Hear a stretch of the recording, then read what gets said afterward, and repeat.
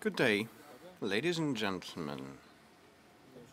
It's my pleasure to see such a huge interest towards today's event. For the part of the press, I welcome you all. I know that there are very many representatives of regional media, mass media, and I will do my best to accommodate all of you and answer the questions you are interested in and share my vision on the results of our work for this year.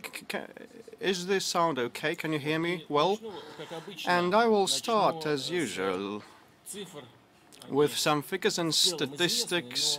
Well, probably they are generally known, but I have got the most recent data, and probably they will be of interest. So the main indicator of economic development, GDP growth, gross domestic product for the first 10 months of this year is 3.7%, which is a bit less than last year. It was 4.3%.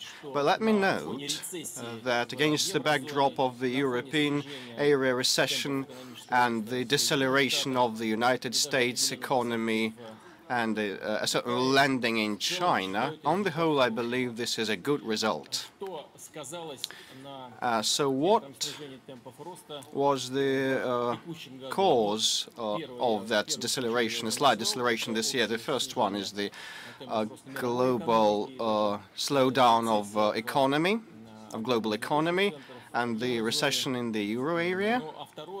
And second cause of that is, well, it's our domestic problem related, first of all, to bad crop yields. Last year we had grain yields above 90 million tons, and this year it's about 74-something million tons, which has told to a certain extent on the inflation, and I will later speak on that, and resulted in a certain slight deceleration in third and fourth quarters. But on the whole, the result is quite satisfactory. As regards inflation, last year was the lowest in the recent 20 years, which we are proud, which is a fact that makes us proud of. We've been targeting inflation, trying to slow it down, and we've got the result finally.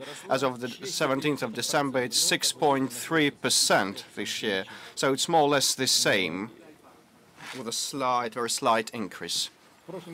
Last year, industrial output growth was 4.7. This time is 2.7, which is almost makes it half almost. But still, we're optimistic about the fact that the fixed investment is a bit better. Last year was 8.3. This year it's 8.4.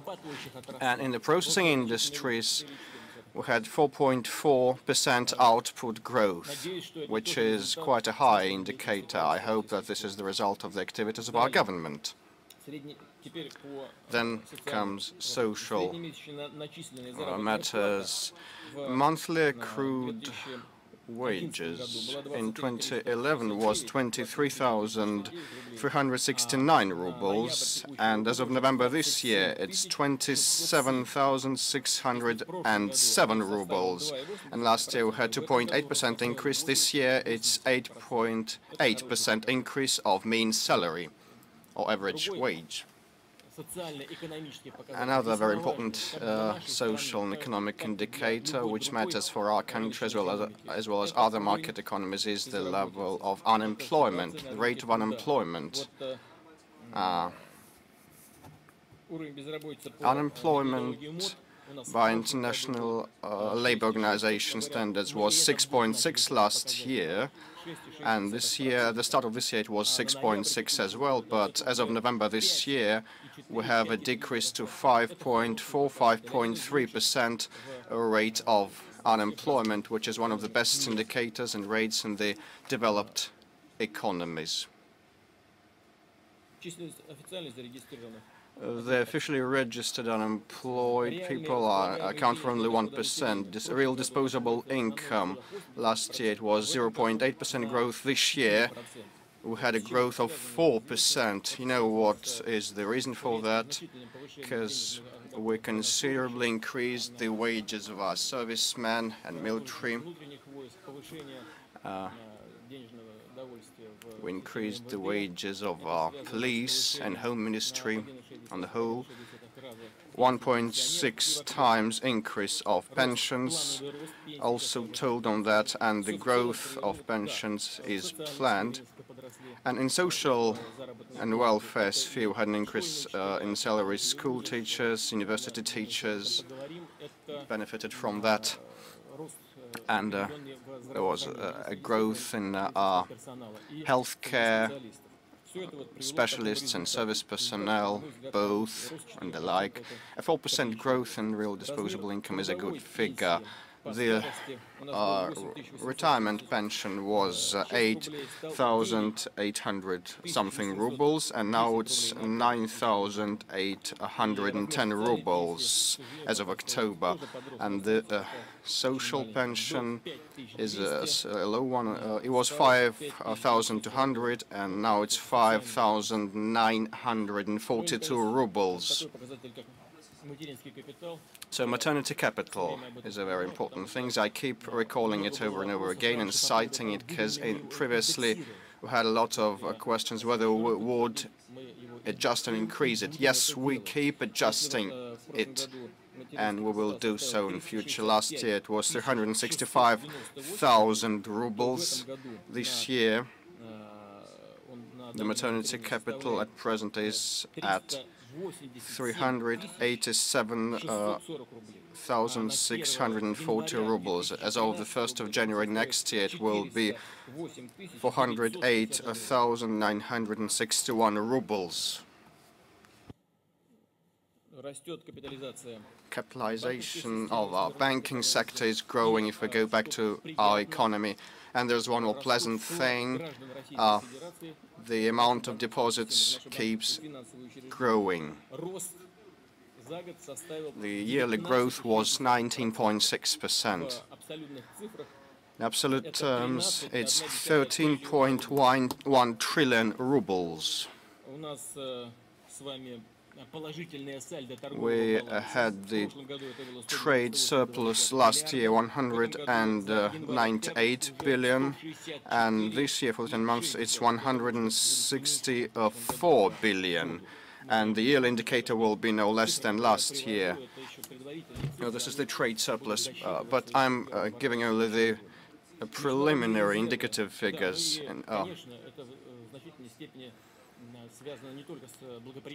And it's related not only to a good economic situation, but also it's the merit of the government. We acceded to the WTO.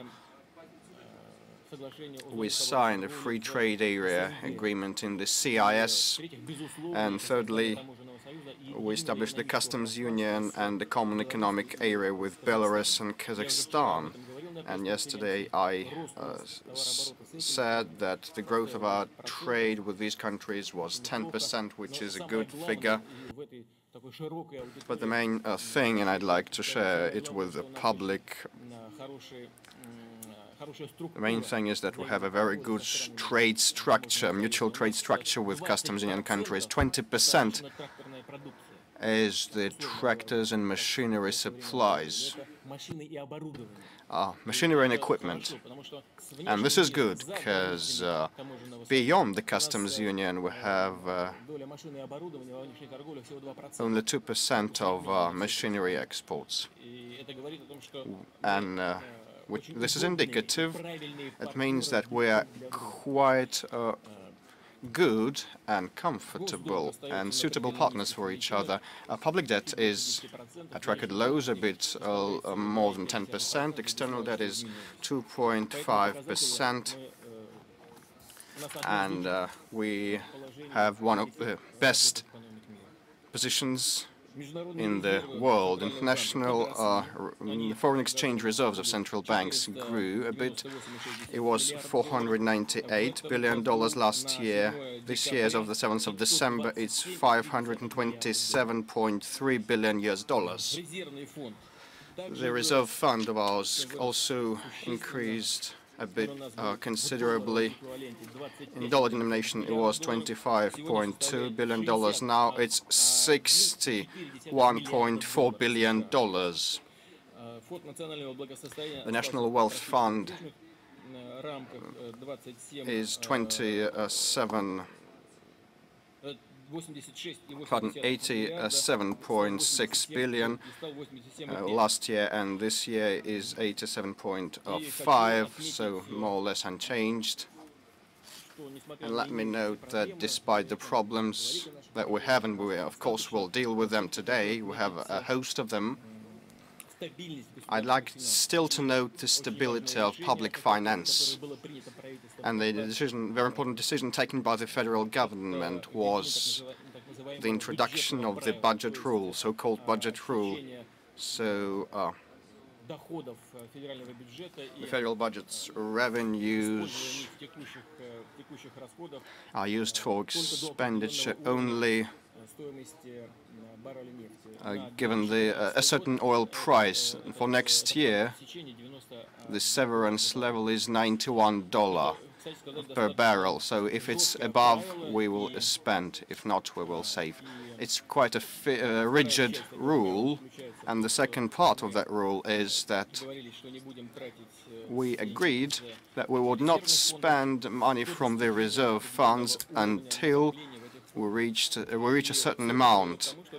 And as a result of all this, we have a very rigid but workable budget.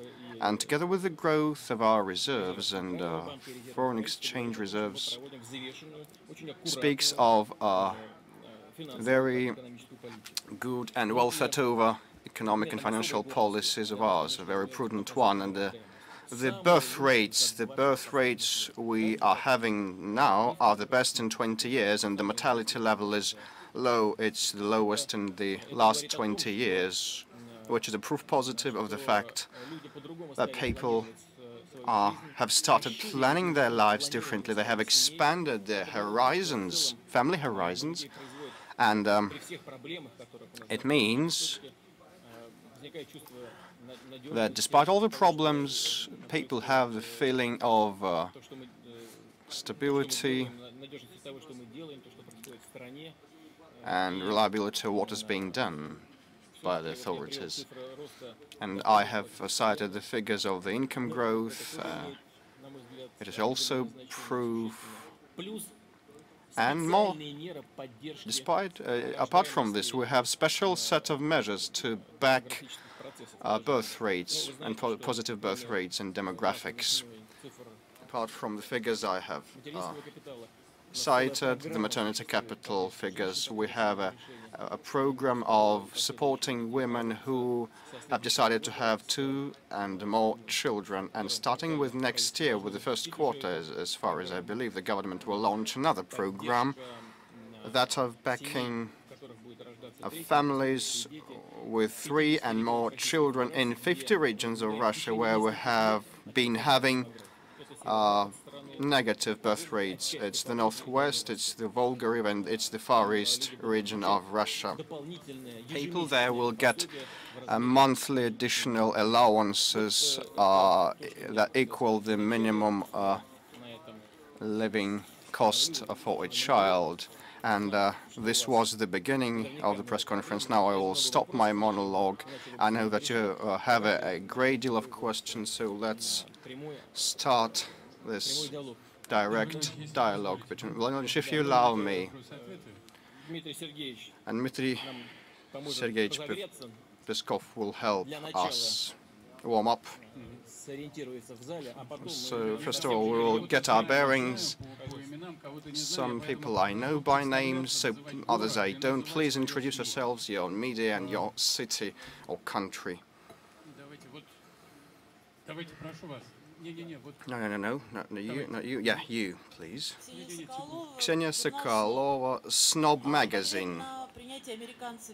In retaliation to the Magnitsky Act of the United States, the State Duma has taken some measures in terms of prohibiting the American citizens to adopt Russian orphans. Do you believe that this retaliation is adequate and proportionate? And don't you think that the most disadvantaged children are becoming a tool in political games? Thank you. Well, first of all, now you have said this is a retaliation for the Magnitsky Act, so-called Magnitsky Act. Let me say a couple of words on that. I have already expressed myself, but still, let me reiterate. I believe this is definitely an unfriendly act towards the Russian Federation. It's not about officials that are not allowed to have some accounts or hard assets. You know, in my address to the Federal Assembly, I mentioned it. We believe that our officials, top-ranking officials and politicians should have accounts in Russian banks. In the Russian Federation, we have a great deal of banks with 100% foreign equity, and their workability is not disputed by anyone. So if this bank operates in Russia, in Vienna, or in any other capital, it does not matter. The thing that matters is that it's an international financial institution. And as regards real estate, I also spoke on that. If our foreign colleagues help us identify those in breach of our rules, we will be grateful to them and will give them some premium. But it's not about officials.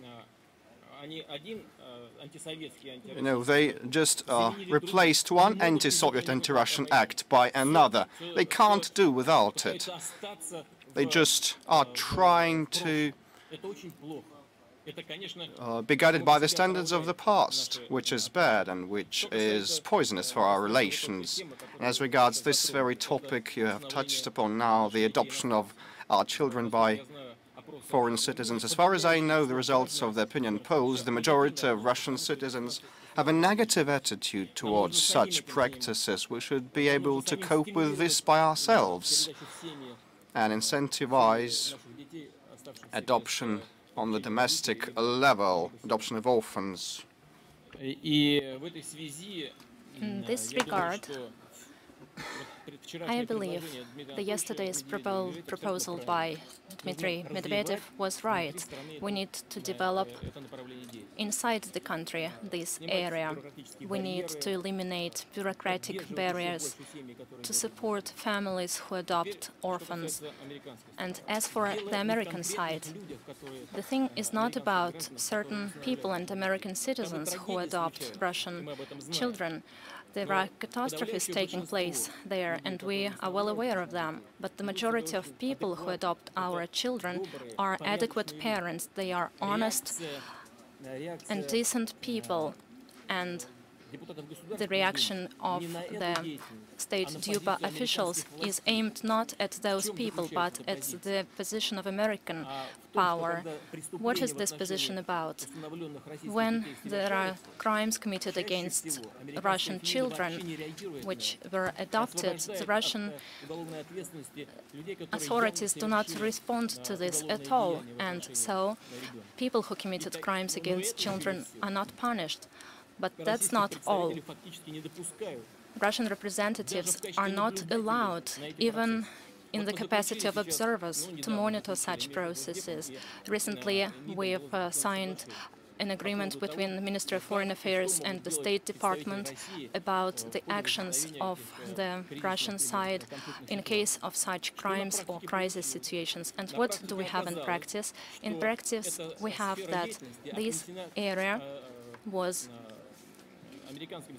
related by the American legislation to the level of states. And when our representatives try and fulfill their obligations, they are told that this is not up to the federal authorities, but to the states to decide.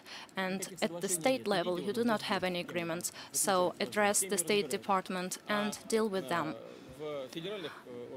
And as for the federal authorities, they sent them to the states, so they just do not react properly, as if they do not understand anything. They do not allow them, even in the capacity of observers. And what our partners are worried about in the US and American legislatures, about human rights in our prisons, in detention centers, that's a very good deal, but they have their own problems back at home. I've already talked about this. Abu Ghraib, very well known in the world, Guantanamo prison. They keep people there for many years without any crimes, any charges, and even as if in Middle Ages they legalized tortures. Just imagine that we have something like this in our own country. They will eat us, and there they are silent. They keep a blind eye to this problem. They promised to close Guantanamo, but they have not delivered on this promise, and maybe they continue tortures. We do not know. And the so-called secret prisons of the CIA, nobody was punished, and they tell us that we in our country have problems. Yes, we know this, but to adopt certain anti-Russian acts is not proper, and it was not provoked by any of our actions. I know that this was an emotional response by the State Duma, but it was commensurable. Let's continue. Aif, Mike, please. Mr. President, Alexander Kolesnichenko, argumenty and fakty. Irrespective of the external political context, I believe the amendment adopted yesterday by the State Duma is not cannibal. People say that we already have sufficient funds to take care of our orphans and to prevent children from being adopted. That's not quite right, or it's not even absolutely right. Moreover, I believe they try to mislead us, as well as the authorities who provide figures about the income's growth. We have figures that when teachers look at their salary payrolls, they compare their income to the average ones, but I believe it's a different area, and some other of my colleagues will deal it. I'll respond to that as well. Yesterday, I believe we had only two good news. The first one, a little bit more people were a little bit more aware of what State Duma is about. And second, Mr. Medvedev said that we are in need of new steps and measures. Could you please elaborate on such measures and steps? If you're interested in my personal experience, I believe our general system, for our system, the guardians are at the same time the boon and the threat. And the last step for me was when I came to the court and we faced their intimidation and humiliation as well. As for the second decision, I have already described my position. I do not agree with you. We are not talking about certain specific individuals. We are talking about the attitude by American authorities to extraordinary cases related to child rights violation. This reaction is well known. I would like to reiterate, they do not allow Russian representatives to monitor such problems. They do not allow them to the courts. I believe this is inadmissible. Do you believe it's normal? I don't think so. Do you like it? Are you a sadomasochist? The country should not be humiliated. We need to improve our domestic system, that's right.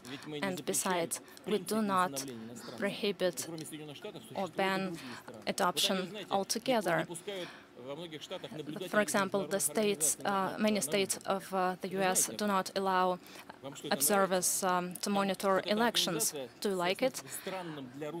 There is an organization there with a quite strange abbreviation, ODIHR, BDIPCH, said if they will come close to 100 meters to the election poll, they will get arrested. Do you like such actions? I don't think so. So why call it cannibalistic or some other names? If you adopted a child, it's to your credit, and I hope that your example will be followed by many people. If you adopt a child, you are a decent and a kind person. I know this for sure. And as for our judicial system, which is maybe too careful about such issues, it to much extent depends on the personality of the judge who considers the case. There are different people, in particular in the judicial system, and my good friend and colleague adopted 2 Russian children back then. I believe I've already talked about this, and when they came to the court in St. Petersburg, the judge asked them, and what is the attitude of the elder daughter? And the daughter answered that she wasn't asked, but the judge asked her. There is great sense in this, because each member of the family should make a decision, and in general, the judicial system is based on such principle. It was strict but reasonable. But there is another issue, dismissal of children. Children who were adopted are abandoned. Here, we should not simplify. The society should understand if any given person is in position to bring up a child, will the state support will be sufficient to bring the child up properly. All these issues are of extreme importance. And if the family adopts a child just to get some benefits, it's unacceptable. We need to deal with all of these aspects. And if you ask me what is needed, I will seek advice of experts. I will consult with such people as you. This is not just lip service. We'll have to talk with those who bring up adopted children. There is a great number of details there, but what is to be done for sure, and here I completely agree with Dmitry Anatolievich, here we need to expand opportunities of Russian families to adopt our children and to provide guardianship for them. Here we need to take a whole set of measures, both of material and moral nature. Colleague to Kuzbas, the floor is yours. Good afternoon, Vladimir Vladimirovich, observer from Kuzbas newspaper, Kubarina Oksana. I would like first to invite you to Kuzbas on the 25th of January. We'll develop 2 million tons of coal, and we'll also celebrate the anniversary. For our region, we have a very pressing issue, relocation of people from improper housing. Does the state have any plans to finance programs to relocate people from improper housing? First of all, I would like to congratulate you upon the holidays, and I would like to congratulate the miners with their achievements. The development and export of coal continues to grow. Last year and this year, compared to previous year, the miners achieved new levels. We increased production and export of coals as well. This is an excellent indicator. Miners have a very dangerous profession, so it requires constant attention on the part of the government. And those who live in proper housing, certainly they need the backing of the state. You mentioned the program, which is currently underway. I've been to the region, I've been to those slums, I've talked to people, I've visited accommodation to which they are relocated. This is a very expensive program, but we are going to continue its implementation. I've already talked about this in my previous addresses and public statements. Hopefully, in the next years, we'll resolve this issue, not only old housing, but dangerous housing as well. In accordance with the law, we need to relocate such people in the priority order. At first, we'll eliminate this issue, and then we'll turn to those living in old housing. But here, we need to increase the responsibility of the regions. We shouldn't allow the situation when resolving the dangerous housing issue will increase the number living in old housing. But I'd like to assure you we'll pay our great attention to this issue. ITAR-TASS, state agency, state information agency. Veronika Remanenko, ITAR-TASS. It's been 7 months since you took office, and since then you dismissed several ministers, reprimanded some of them. What is the reason?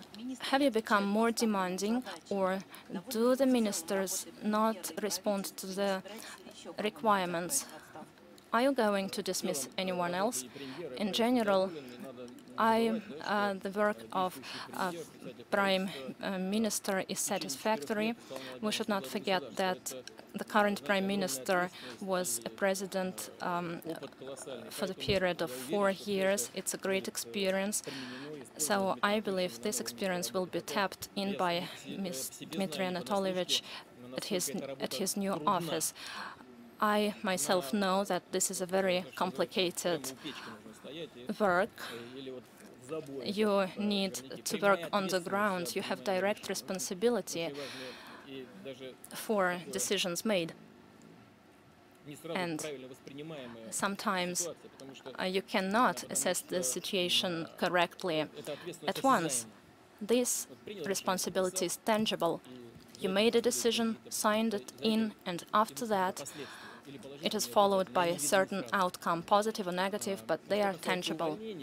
And as for dismissals, we haven't dismissed much of ministers. Yes, I did reprimand 3 of ministers. The situation has been changing in the country. Currently, we need to settle long-standing but very important issues, primarily in the social sector. We were talking about increase of wages and other similar issues. By the way, I haven't answered your question related to teachers. I'll do it now. People have huge experience in government, but they have never been in the position of the first parties. Many of them believe that they know all, but people need to understand. These are colleagues with whom I work for a very long time, but they need to understand that between what has been declared as a priority aim in social and economic spheres and the presidential campaign, and between what the government is doing, there should be no difference whatsoever. That is what they should be doing, because the country waits for results in these spheres to come. Therefore, the President should not declare something, whereas the activity of the government should be different. No. We should be working as one team, and we need a result. That's what everyone should understand. That's the first thing I'd like to say. The second is, I didn't dismiss anyone. I'd like to say that the minister who resigned, I'm not opening now any secret, no intrigues whatsoever. He simply understood that this was not the proper place for him to be. He thought that the work he was supposed to do was somewhat different. He was engaged in domestic policies, and he was of the view that the Ministry for Regional Development was almost the same, but it's quite different. You've got to work with quite different issues. And it's quite natural that the man honestly said that this was not the proper place for him to be. He said, this is not something what I expected. Therefore, he resigned, and that was the right thing to do. Why torment oneself? It's absolutely incorrect. Even though I did reprimand him, he is a very experienced person. I believe that his experience can be used in different places. Colleague with the writing peasants wants to take the floor, but please do not take the floor. Ask a question. Thank you. Izvestia Mordovia.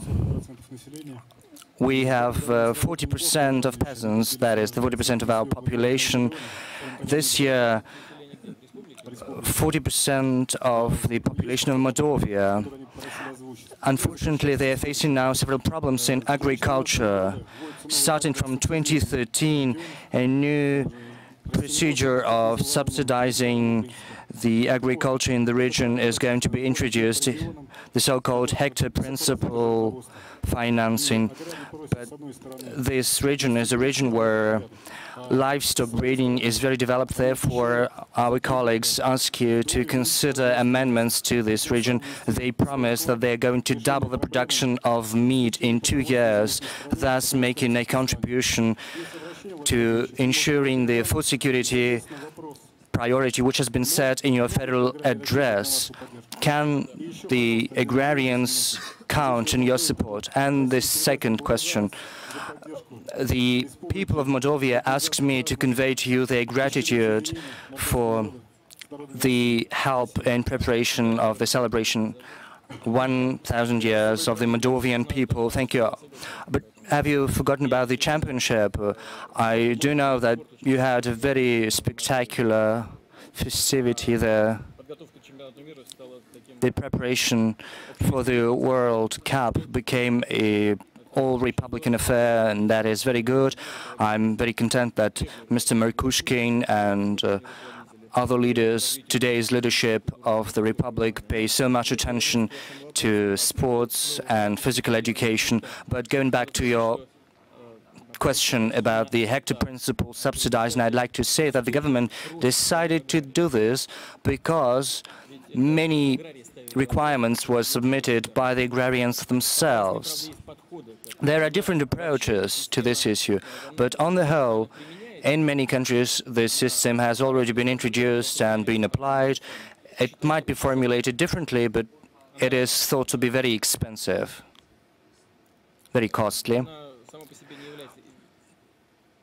Per se, this system is not efficient. What is important is how it is being applied. If you think, and if your colleagues in Mordovia think that there are any issues pertaining to the use of this system, even though you didn't specify what are those problems, but I'd like to charge the government with this issue. If we really see that the decisions that have been taken need to be adjusted, we are going to adjust them. Concerning the traditional spheres of activities in the Moldovan agriculture, I'm confident that the Moldovan peasants and agrarians, farmers, are going to do their best, just as in many other constituent bodies of the Russian Federation. Moldova has no oil, no gas, but still the pace of the growth is quite high, and in many spheres we can witness positive shifts in humanitarian sphere, and I'm quite pleased to say that. This doesn't pertain to the question that has been asked, but Moldova is one of the best examples of a multi-ethnic republics in which the relations between different denominations and ethnic groups are absolutely harmonic.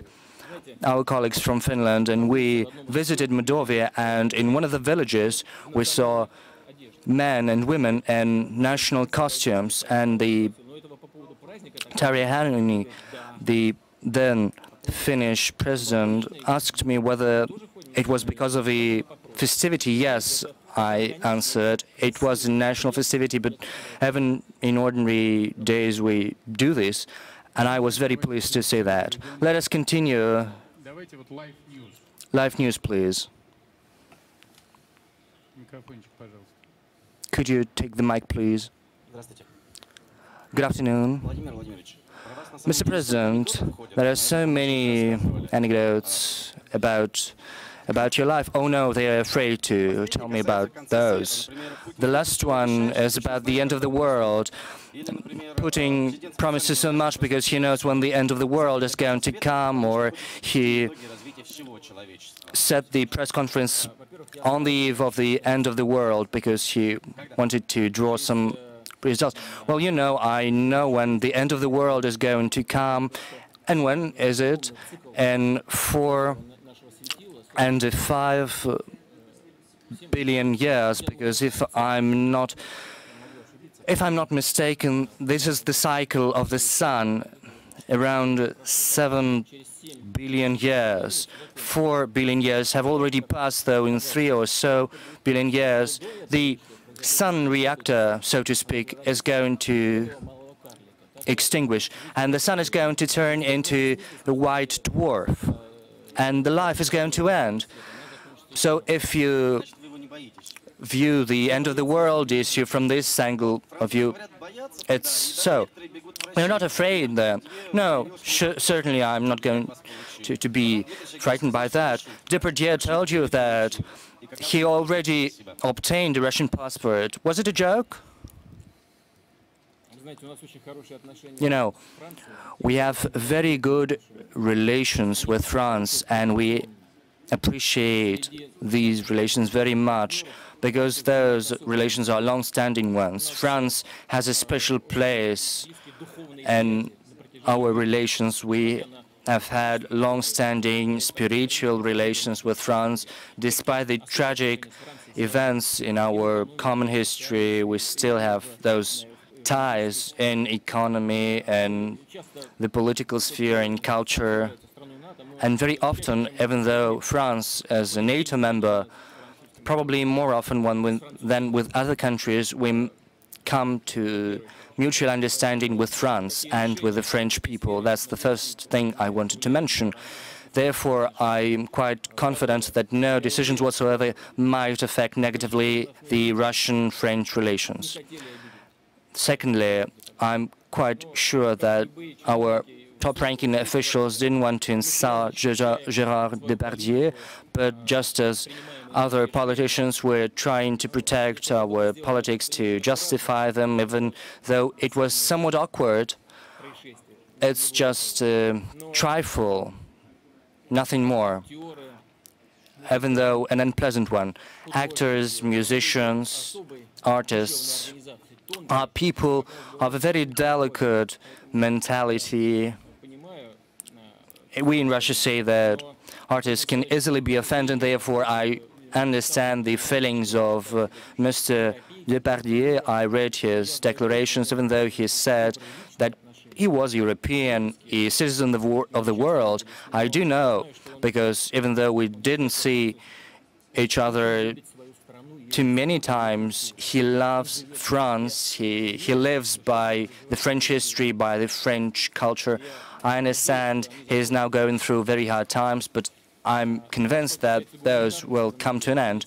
As to the humanitarian aspect, if Gérard really wants to have a permission to live in Russia, or if he wants to obtain a Russian passport, he can count on a positive response from the Russian authorities. Let us get on. Tatarstan, please, the left sector. Good afternoon, Mr. President. I represent the satellite television of the Tatarstan Republic. You are, as a guarantee of constitution Could you tell us about all those statements that Tatarstan, several people propose to rename Tatarstan? What is your opinion of that? You know, it is well known that in the Russian Empire there were no national or territorial constituent bodies, there were governorates. And this fully applies to the constituent bodies of the Russian Federations and also other countries which are no longer part of Russia, for instance, the Tiflis Governorate, the Tbilisi Governorate. On the whole, everything functioned normally. Can we go back to the past? I'm not sure. Before starting to talk about that, we should consult the national republics which are part of the Russian Federation. What we need list is any tension in this sphere, any decision in this sphere, according to the Russian law, cannot be made other than by the decision of the constituent bodies of the Russian Federation, and that can be effected either through a referendum or a decision by the parliament. From the social and economic point of view, it is true sometimes there are grounds to discuss the aggrandizement of several bodies, several regions of the Russian Federation, so that those parts can be capable of dealing with their own problems. But this should not be aimed at resolving the so-called national issue, because that is a very delicate issue and one cannot act awkwardly here. And I'd like to stress that. Therefore, we are going to adhere both to the spirit and the letter of the Russian law. Therefore, without the opinion of the constituent bodies of the Russian Federations, these issues cannot and won't be resolved. Thank you. My name is Ines Ziblevik, Moskvik. Good afternoon. I have an issue to specify. I didn't understand your personal opinion of that amendment. Do you support the full prohibition of adopting the children by Americans? It is going to be tabled in a week. Will you support it? And the second question, are we going to do anything about this Road 10? That is the notorious road Moscow-St. Petersburg. You know, as a result of all those issues around the Himkin forest, the construction of the road has been suspended, and at a certain moment the foreign partners told us that if we were unable to resolve the domestic issues, we would wait for several weeks and then withdraw from the project. I'd like to remind you that the road is being financed under the guarantee of the French government and through credit. Therefore, losing French partners was very dangerous because it could result in a total failure, and we couldn't have found more resources necessary to construct this road. When dealing with the environmental issues, certainly we act rightly, but we should always think about the development of the country, its infrastructure. Had we started 18 months earlier, this doesn't mean that we wouldn't have this problem at the road related to heavy snowfalls. Probably we would have completed this road by the deadline or not. Probably it would have been constructed faster, but that is not evident yet. This doesn't mean that I'm against people who well, people whom you call environmental activists, but you should always think about the development. Development is always intertwined with this contradiction in the environmental sphere. What we need is a civilized dialogue so that everyone understands what the consequences might be. On the whole, I think we did manage to foster full of trust relations with environmental activists, also preparing for the Olympic Games in Sochi. Unfortunately, we did lose some money which was in the budget when we started to finance the construction of a road on the border of the National Reserve Park. We lost around 100 million rubles, but I told them that was okay because we managed to preserve nature and we relocated the road which had to be constructed. And unfortunately, this was not altogether a civilized way to deal with these issues. I think that from the very beginning we had to be more transparent, more open, and probably this wouldn't have resulted in those clashes around the Khimki forest, and it wouldn't have prevented the construction of the road. As to the draft law, I need to look at this text. Maybe today or tomorrow I'll try to do it. But depending on what it has in the text, then I think my attitude is quite clear or towards this problem. Will I sign it or not? I need to look at the text first, look through the text. Yes, I will support, like I said. In what form? That is the question. We have an agreement, we still have an agreement with the Department of State, and we need to look at this agreement. It's not just a vanity. Echo Moscow, from Echo Moscow to Magadan.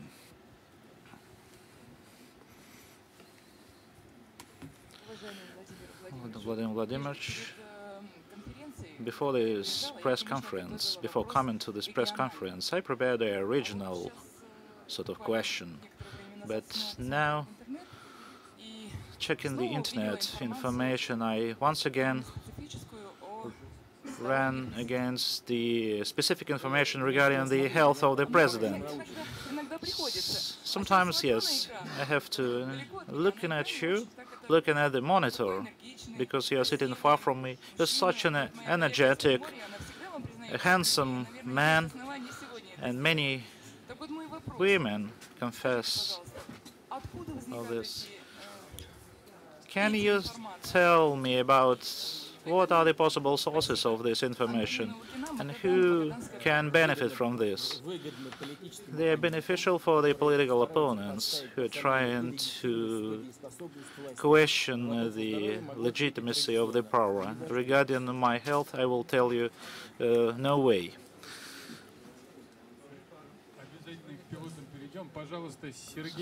Sergei Brylov.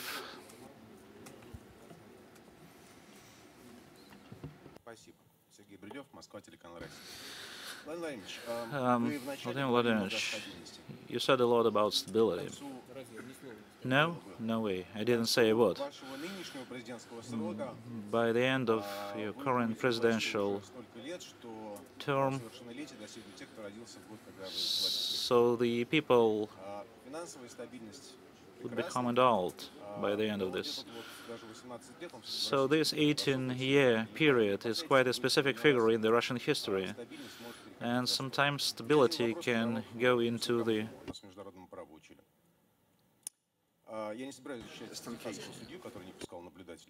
stagnation. I wouldn't like to defend the US parents, but if people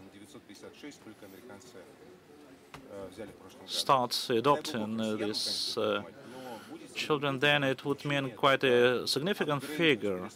Can you ask the foreign minister to upgrade this US-Russian adoption agreement.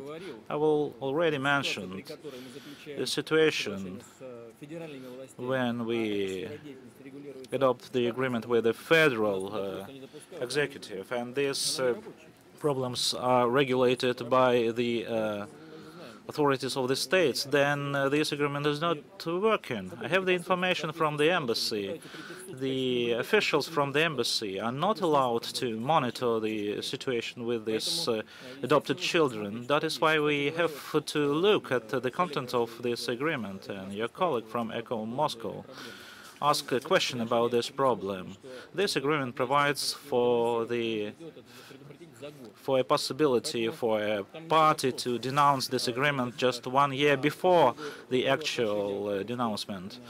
That is why my attitude towards what our members of the parliament are doing. So if United States are quite easily agree with the members of the Congress, then why I should challenge the attitude of our parliamentarians? As far as the adoption by deputies, then it's a good thing. If we look at this problem, then of course they sometimes adopt kids. They have to regulate rules of attitude, regulate some spheres of the social life in our country.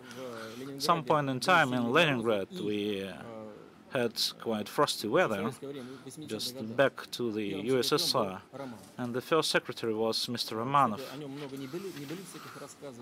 Many made-up stories were told about him, about gold porcelain, or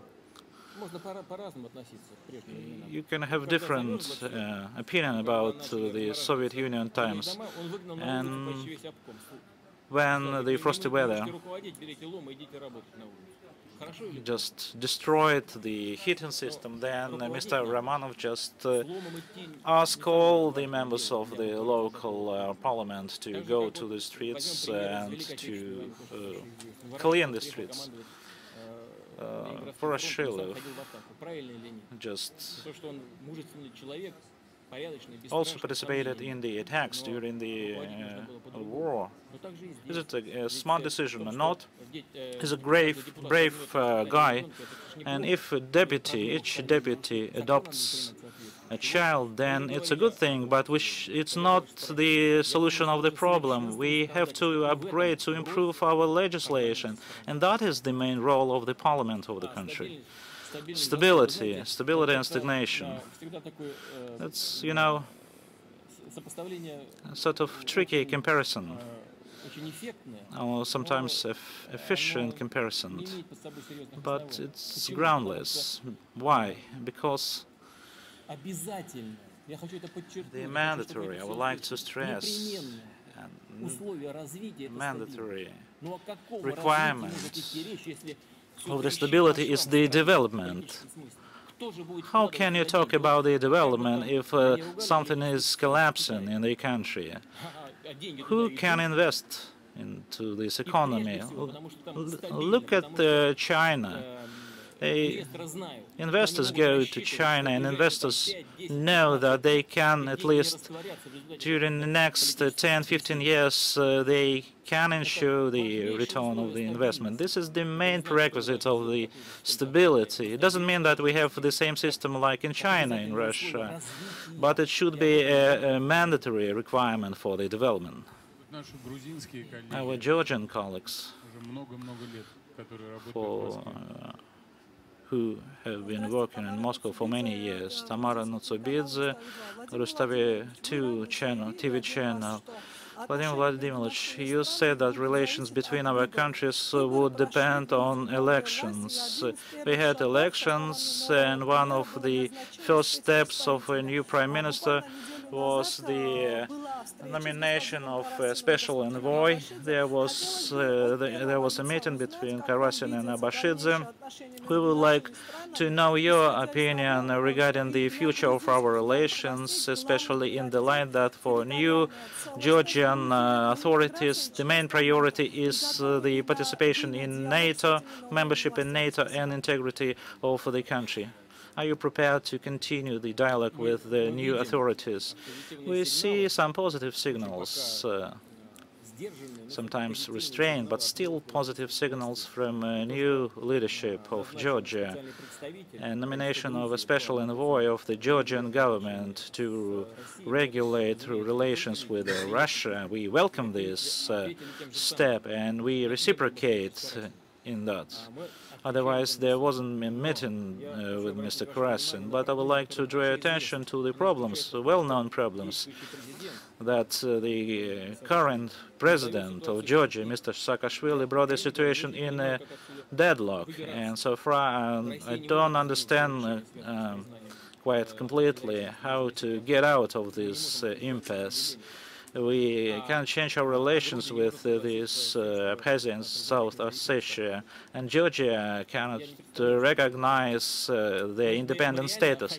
I don't see any way out so far. We would like to normalize the situation with Georgia, but from the economic point of view, we should be frank. Georgia is interested even more as compared with Russia, but we are not trying to be arrogant here, saying that we don't want it, but the relations between two close nations should be normalized, and we should do our best to do so. But how to overcome the most complicated issues in our relations? So far, I don't have a response to that, but still we have some people who are willing to have a professional touch on a solution of this issue. Then let's do it together.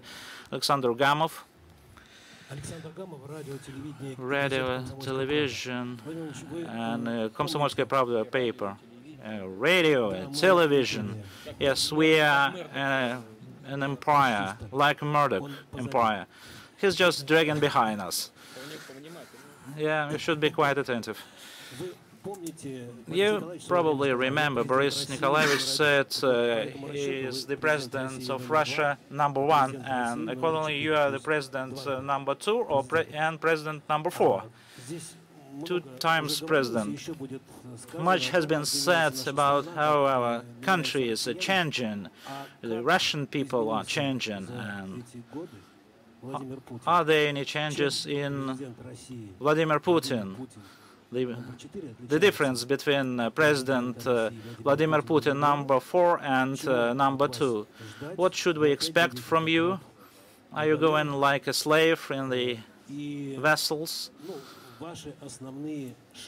And what would be your main efforts or steps in the near months, days, like slavery in vessels? We started yesterday our working day at 10 a.m. and we finished exactly 10 p.m.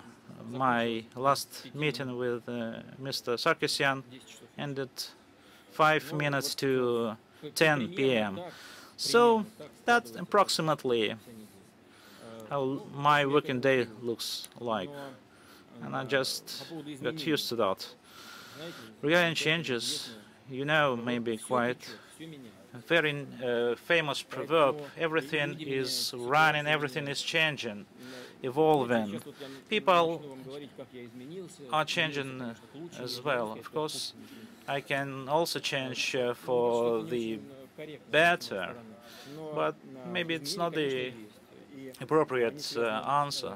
Of course, there are some changes. They are related or pertaining to my experience, which I have gained, especially professional experience, and I pretty much the work as a prime minister just was quite positive for me, especially during the acute economic crisis, when you should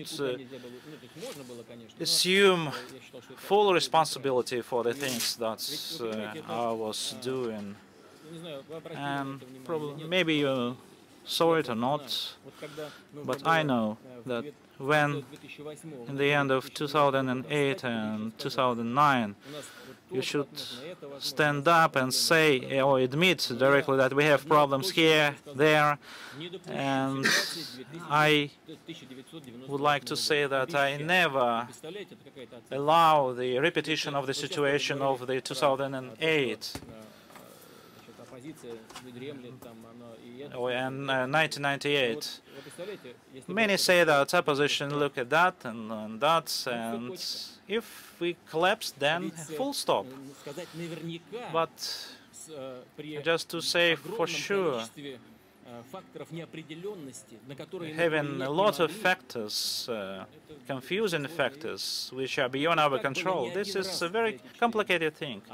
And such situation repeated several times during these last 4 years. And you should understand situation in greater detail, and that could increase the level of professional expediency and certain things. And of myself and my personal team. Thank you. We have some journalists from Tuva on the right-hand side. Hello, Mr. Putin. My name is Roland Kachenkova, Republic of Tuva. A year ago, on the 12th of December, you visited Tuva and attended the ceremony of the start of the construction of a railway string. A year has passed. It's 46 degrees minus, below zero, but the state has withdrawn from the project, and then there is only one private investor. But will the Tuva residents will see trains circulating and servicing this railway string? And I wonder whether you wasted your time a year ago at a very frosty weather. You know, it's a very complicated project that started with one of our entrepreneurs who is now residing abroad,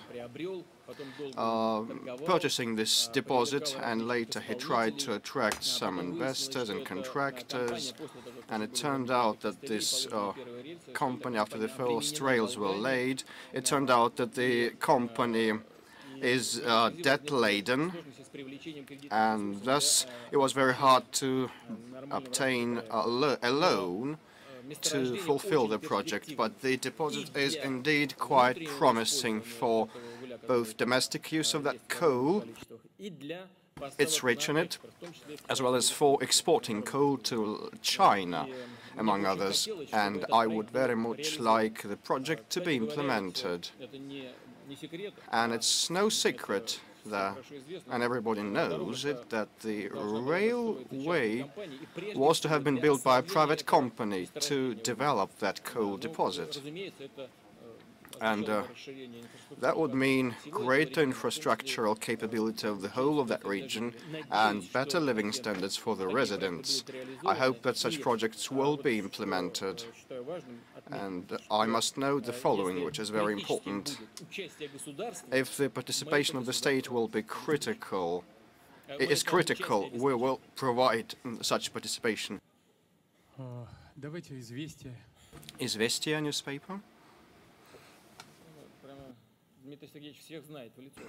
Mr. Peskov knows everybody by name, so they have the inscriptions, the writings, signs with writings. It's good when a press secretary can read, and he can also hear and listen to what others say. So just don't laugh, you may not like my question. Mr. Putin, there are a lot of press representatives, and we have a great deal of questions to the authorities. And the authorities is first and foremost you. You are the byword for the authorities. For 12 years you have built quite a rigid, sometimes authoritative regime of your personal power. Do you think this is a livable and viable construction under the new conditions? And don't you think that it is an impediment to the development of the country? I believe that we have provided for the stability that Sergei Brylov has asked about, which is the prerequisite for the development of our country, and I have already said it. I believe it's a very important thing and condition, but I wouldn't call this an authoritarian system. I can't agree to what you're saying, and the most vivid example is my decision to withdraw to the Prime Minister's position after I've ruled as President for 2 terms running. If I believe that the authoritarian system for us is the most suitable, I would have changed constitution. It was an easy thing to do. It doesn't allow a referendum. You know, it's a matter of vote in the parliament, and we had more than 300 votes and seats there. It was my deliberate and conscious decision to withdraw to the Prime Minister's post to provide for the continuity of power and demonstrate the respect for our laws and the Constitution. And back then I did not have the aim that I would come back in 4 years, and there was the start of the crisis and no one knew what would happen. And it was an ordeal we have passed through, and I can't name the system an authoritarian one. But if someone believes that the enforcement of laws and democracies are two different things, this person is misguided. Democracy is, first and foremost, being able to abide by the law. And some have the impression, strangely, that democracy is like the Trotskyism is an anarchy. But this is not true. Bakunin was a wonderful person and quite a clever one. But we don't need any anarchy as well as Trotskyism. And you know that the anarchy of the 90s resulted in just discrediting the economy and the power, and people started being afraid of everything. But I believe that order and discipline, abiding by the law, following the spirit and the letter of the law, does not run counter to democracy. Okay. Here we have BAM. Hello, Mr. President. Amurskaya Pravda newspaper, the Amursk region. Not long ago there was a meeting of the State Council on the development of the Far East and the Baikal region, and you backed many proposals, including the BAM railway development and greater traffic, etc., and so on and so forth. But at that time, Russian railways and other companies just decided to stop the service of 2 trains, Tindanelsk and Komsomolsk. We have 11 settlements with 4,500 residents without any railway service or any other kind of connection. And they send heaps of letters to us so that we can address you here and ask you what is the correlation between the position of the Russian Railways company and the state, because everybody keeps saying that the BAM railway is very important. The Baikal-Amur main line is very important. So what is your comment? You know, the Baikal-Amur main line is a very problematic thing, and in that area there is a lot of dilapidated accommodation that cannot be sometimes regarded as accommodation per se, and we need to relocate people from. We've already made first steps, and we will keep acting. As regards Russian Railways company and its decision, the government will support, if it's not known, the government will support this company to the tune of 40 billion rubles. This will be the appropriation to them next year, but the company believes it's not enough to preserve low fares and tariffs in commuting traffic and in some other kinds of trains, because subsidies are needed. And I have said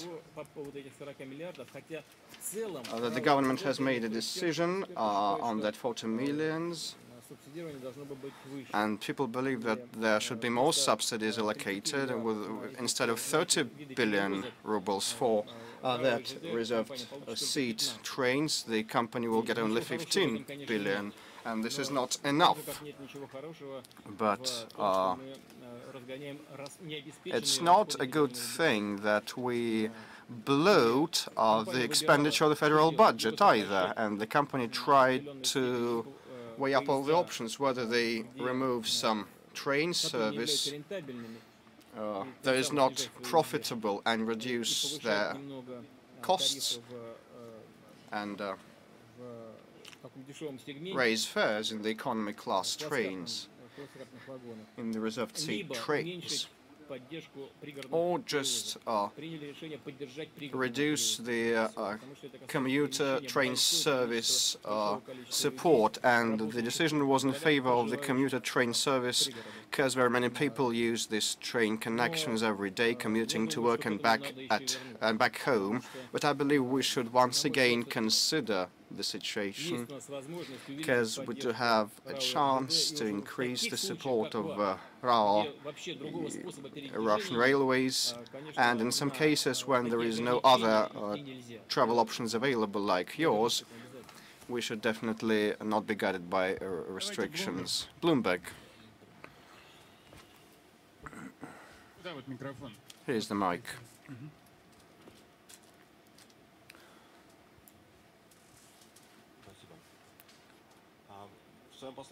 In your address, you spoke about the reduction of offshore nature of the economy. So how are you going to pursue this reduction of offshore nature of the economy? And we can cite the recent example of the transaction between Rosneft and TNK-BP. AAR will get $28 billion, and this is an offshore transaction. And this sum of money, will it go back to Russia? Will it flow back to Russia? And how are you going on the whole to return the offshore capital to Russia? A very good question. Thank you so much. Why is it a good question? It's one of the key ones for our economy, because you need to reduce the offshore sector of the economy. It should be a prudent and civilized policy. The first one is an administrative means. I just mentioned probably it in my address to the Federal Assembly.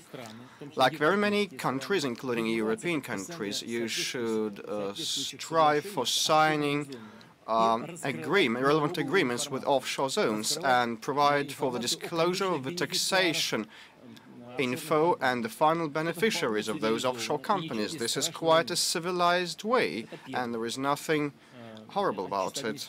This is the first means, an administrative one. And a legal one. As regards second, it's more complicated, but I believe it's much more important. We need to streamline and retrofit our legislation, make it stable, efficient, make it protect the interests of the proprietor and the rights of property. And the third way is to improve investment climate. All those are very major goals that we are setting forth before ourselves, and we have been developing and elaborating action plans together with the business community representatives, and on the proposal of our business community, all unions and establishments, and the Strategic Initiatives Agency is also participating. We have came up with a plan of improving the investment climate in this country, and we're advancing along some of the tracks quite effectively. In terms of tax administration, we have improved by 30 positions, and now we rank higher than the United States in international ratings. And I believe that the tasks that we set forth are feasible, but we must work in this direction, which is what we will do. Well, there's a problem. What does the word problem means? Hello, Mr. Putin, Ivanov Alexei. New Life, a newspaper of the Vologda region. Mr. Putin, my question relates to the reserves, natural reserves. Sorry. I just said that the money that the Rosneft company paid. The thing is that this is one of the forms of reducing the offshore sector, the offshore share of our economy, is just to improve the property rights protection. If we believe that this is a legitimate proprietor and they got their money by legal ways, it is their business where to invest the funds. I would very much like them to invest a huge chunk of the means in the Russian economy, but for that we should create special conditions. And I know that my colleagues from the government and some companies are in contact with some of the participants of that transactions. I hope that the entrepreneurs finally decide in favor of investing in Russia. Well, what about the life of people in natural reserves of our country? There are 41 of them. The Russian north is in Volga region. The population living there can't buy land plots, and the municipality is losing investors, has been losing investors, and the development is very slack. How should such territories be governed, and what should be the relationship between those natural reserves and the local population? Well, this is the question that was asked by a colleague of yours. This is the direct difference between, on the one hand, development and on the other hand, nature conservation. In those natural reserves, we have the special procedure of land use. And if you believe that it should be amended in order to use those lands in the economic activities, let's think all together. I know that there are some limitations. I'm aware of that. But it's clear that these limitations are related to the need of protecting those special natural reserves that are national wealth. And we should not infringe on the rights of the local residents, by no means, and we should think what their income is generated by. And we should not only think of how to use those lands in natural reserves, but also about how to provide for the incentivation of domestic tourism and create small and medium enterprises in the sphere of tourism, and how to back them on the state level. How can we create new jobs? I have already cited an example, like in North America. Economic activities are permitted in such reserves, but activities related not to agriculture, but to small and medium enterprises. And it turned and proved to be quite efficient, and the damage to the nature is minimized. I believe this is the track we should follow. Sakhalin. Sakhalin colleagues, the floor is yours. Mic is there. Vladimir Semyonich, Sakhalinsk region, Kupensky Vedomosti. I have a question pertaining the remote region of Russia, Kuril Islands. The Kuril program has been implemented since 2006. Much has been done, but it has been adopted until 2015.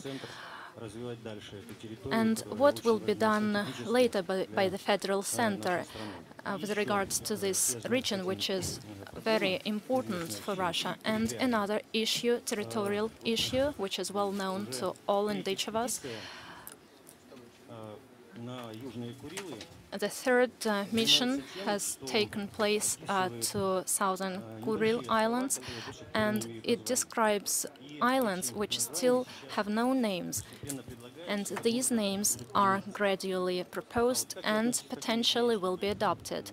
And what is your opinion about the idea to call one of the islands after Putin? Then everybody will know that this territory belongs to Russia and will never be brought away. That's not the reason to call it after my name. We can call it after Tolstoy or Pushkin or after some experts. This will be more productive, I believe. But as for the question pertaining to the territorial aspects, as for this issue, we are looking forward to a constructive dialogue with our Japan colleagues. We've heard signals emanating from Tokyo, from the ruling party, which says that the leadership of the party will seek to sign a peaceful agreement. We appreciate this very important signal, and we are looking forward to a very productive dialogue. And the economic side of this issue should not embarrass you. You shouldn't be embarrassed by the fact that the program has been adopted until 2015. The fact is that the budget is adopted until 2013, but as part of long-term programs for Zabaikalia and Far East and the issue to develop Kuril Island, in the next program, this issue will be regarded. The next question.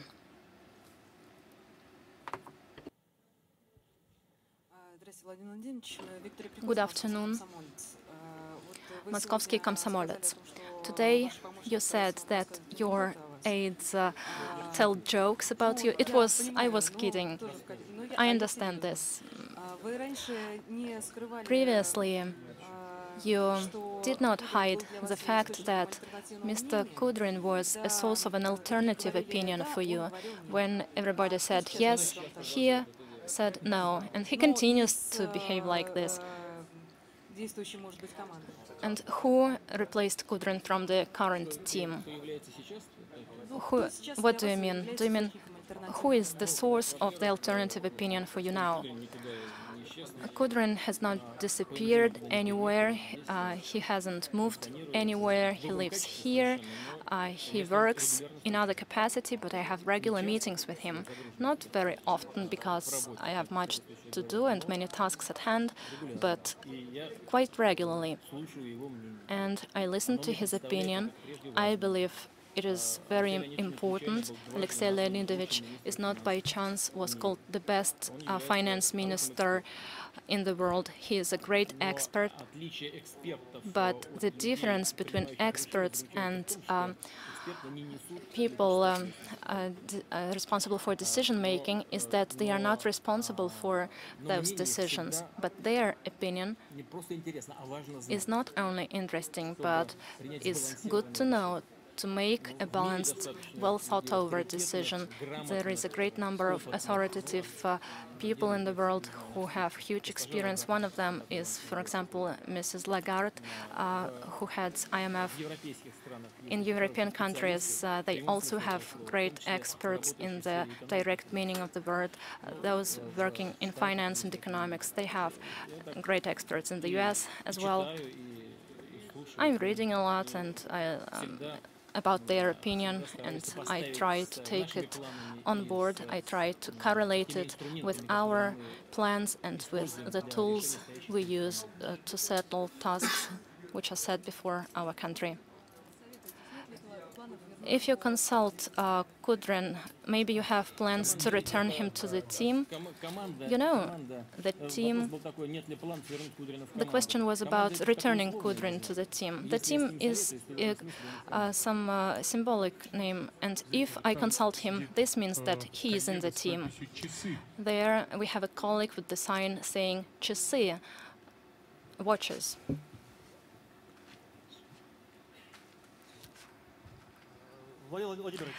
Vladimir Vladimirovich, my name is Sergei Fadeev, Kaluga, Вечерня.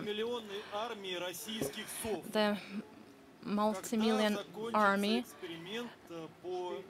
of Russia asks a question: when will we stop living by winter time?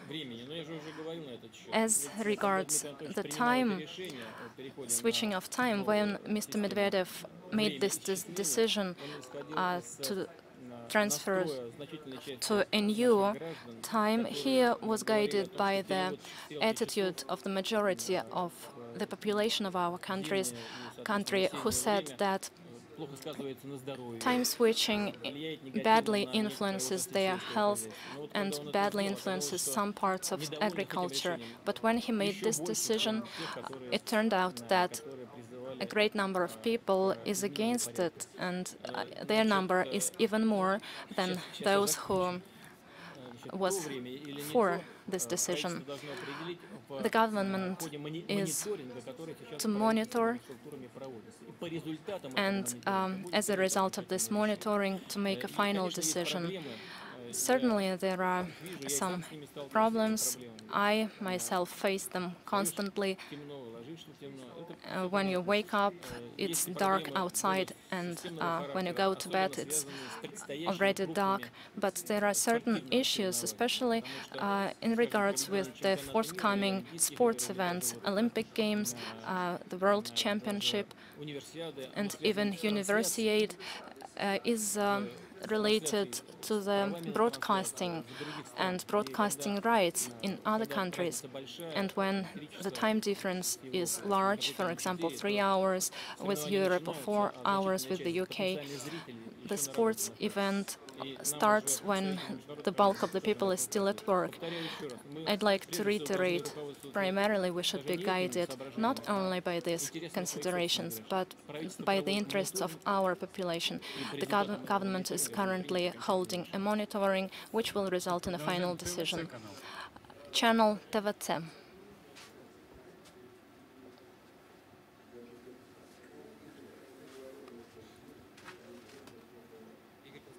Igor Konstantinov, TVC TV channel.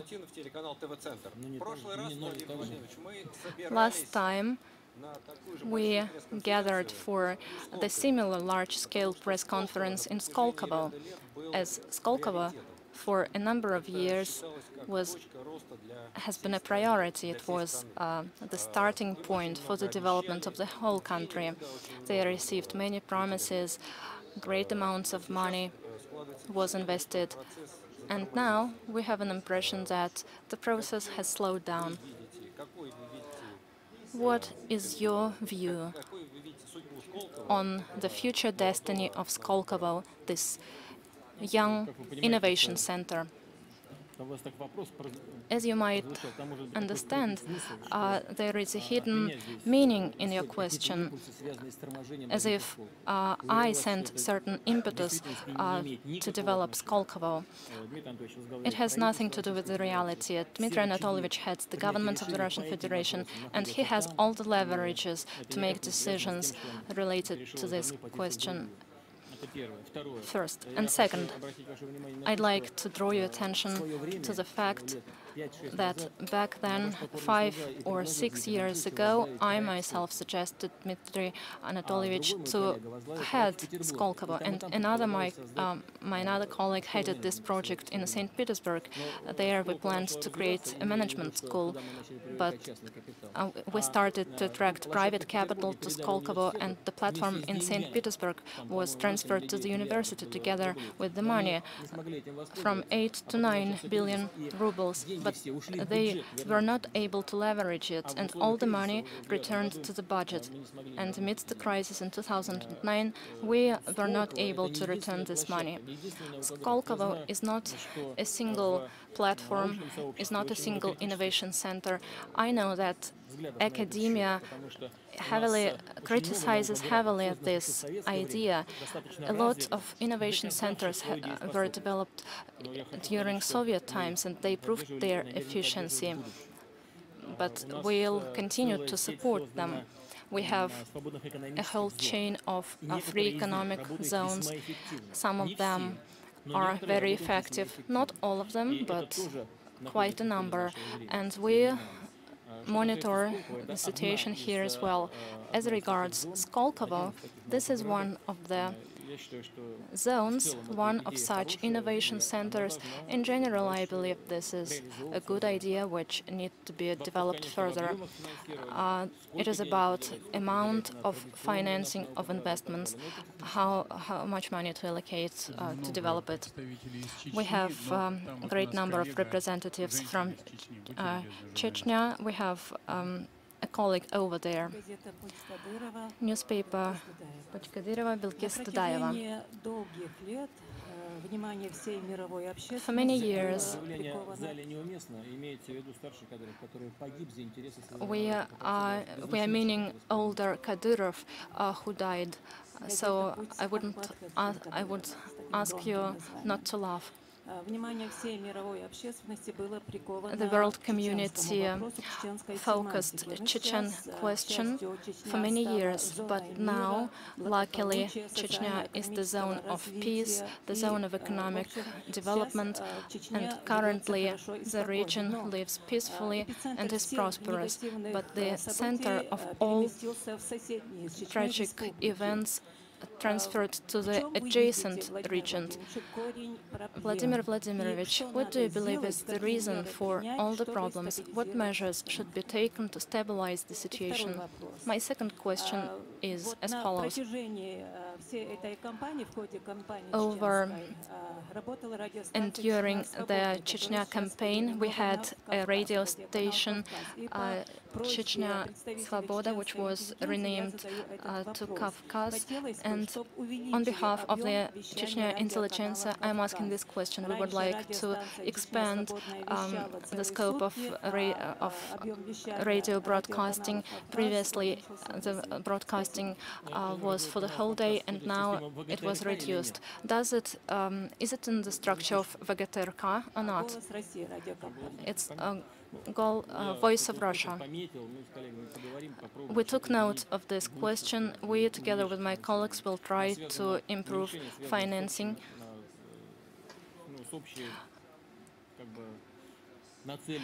And the Ministry of Finances has the aim to minimize expenditures. We have a very rigid budget. I said this earlier.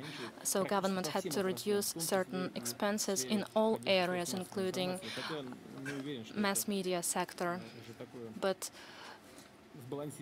I don't think that this is a final decision. Media, especially in Caucasus, plays a very great role, not only to allay tensions but also to encourage the positive scenario. As for the conditions in the Caucasus, the position of Chechen Republic is now much better. It can be explained not only by the fact that the crime number has reduced, but this is to the credit of regional authorities, and this can be explained by the development of economic sector. We have already talked about that, you know about that, the renaissance of Grozny, for which we should credit the Chechen people. Certainly this has been done with the support of the Russian people, but without the direct participation of the Chechen people, this would have been impossible. As for the Caucasus problems on the whole, today the number of terrorist attacks and terrorist-related crimes in the country has reduced. The statistics shows that, and still there are terrorist attacks and crimes related to terrorism, and these attacks and crimes claim people's lives. This is always a tragedy. The main issue we're facing today is not only to improve the activities of the law enforcement agencies, this is of course important, but also the social and economic issues we have to tackle. The creation of good and highly remunerated jobs. All across the country we have 2.5% unemployment rate. This is one of the lowest rates in the world, but in the Caucasus it might be 15 to 20%, and among the young people the unemployment rate even higher.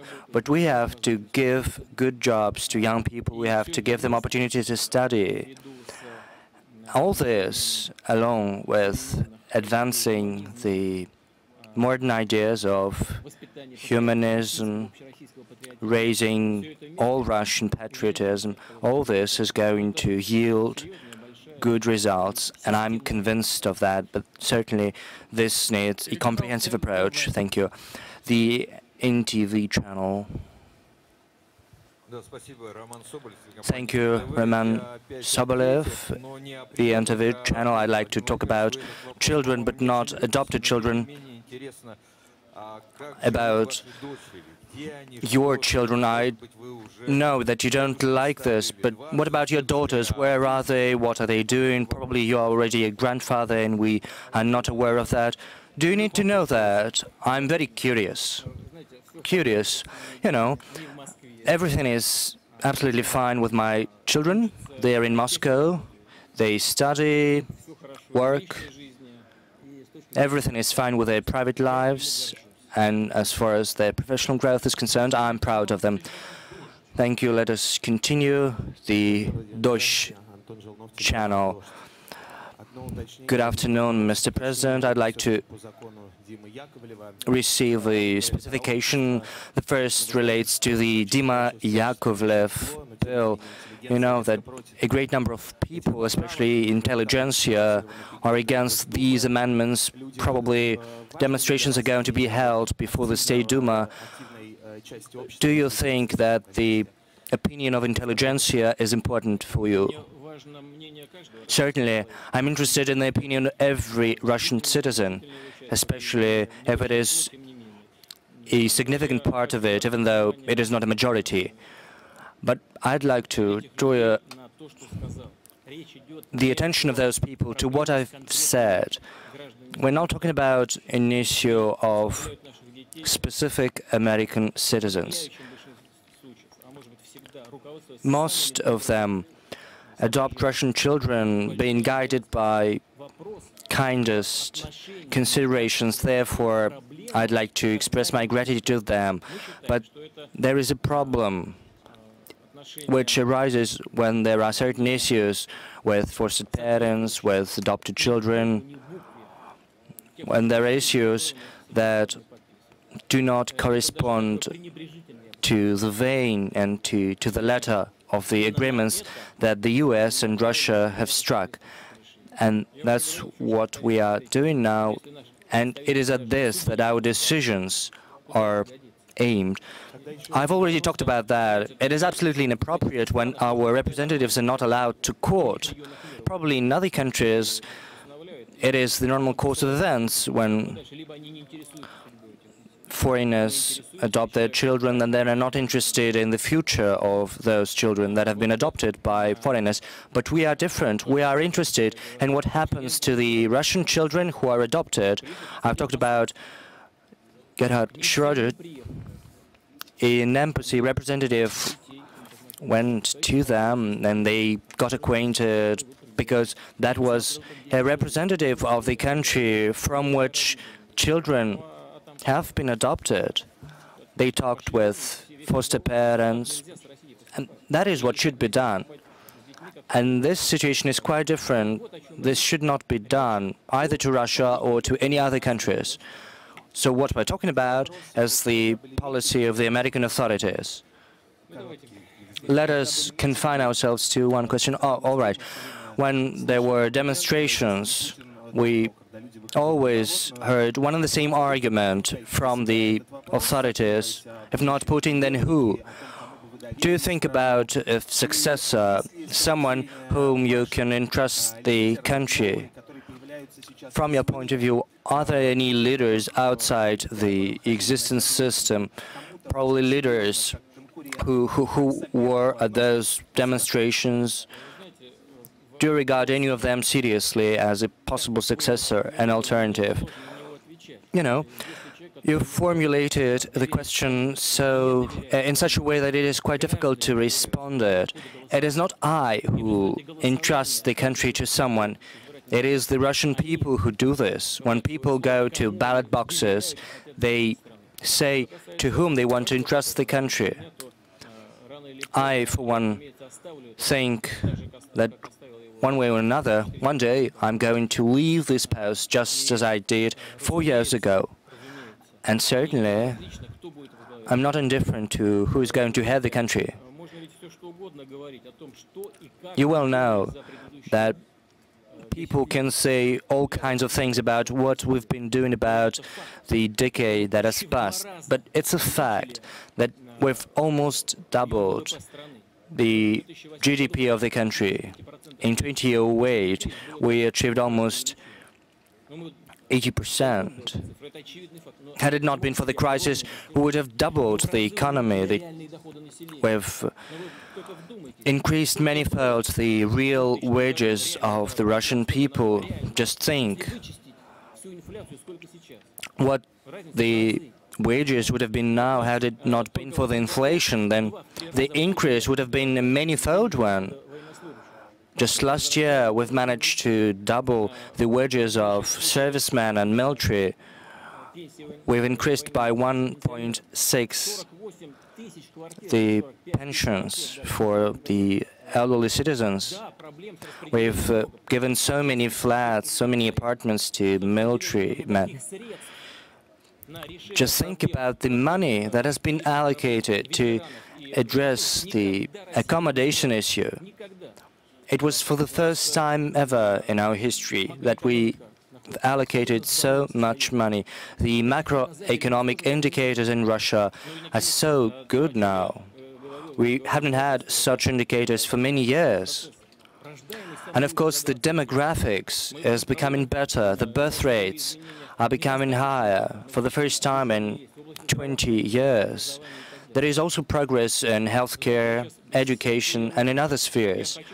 I'm not being ironic now. I'd like to say, I'd like the forthcoming leaders of the country to be even more successful as compared to other periods of the Russian development. This period was not the worst. Probably it was not the best, but I'd like the future heads of Russia to be even more successful because I love Russia. Thank you. Let us continue. Stavropol, please. I believe you have a very serious question. Good afternoon. Mr. President, I'd like to ask you a following question. For several weeks, a piece of news has been discussed so widely. Allegedly, people are fleeing from the Caucasus, and there are people who come to other regions of the country and try to push Russians outside. Probably someone has commanded these scenarios to be covered in the mass media. The hijab issue, for instance, has also been raised by people. People who live in Stavropol and the region are quite interested in that. People who live outside the Stavropol region are simply panicking. What is your opinion? I think that you can make the Stavropol inhabitants calm down, not by saying that there is someone who propagates those rumors which are so poisonous. What we should do is implement the constructive policy. Certainly there are issues. Just as you have said, there are many people who are allegedly studying in institutions which are allegedly branches of the Russian federal universities and institutes. But as a matter of fact, this is just a pretext. People who come there use it as a pretext to legalize their stay in Moscow, for instance. We should have a closer look at the policy of local authorities with regard to the distribution of land. I'm not sure that everything is all right with that. We should streamline the migration legislation. That is very important. The second issue is the following. I do understand the concerns of Russian citizens. Certainly, we should be working with all citizens of the Russian Federation wherever they go and whenever they go. And we should always respect the differences of culture between the people who live in the region you come into and the region from whence you've come. We should control the migration flows, of course, especially from the regions from which people come due to some financial and economic considerations. We should also use the authority of spiritual leaders. We should take advantage of the help of parents, social organizations. We should also engage in raising young people wherever they come from.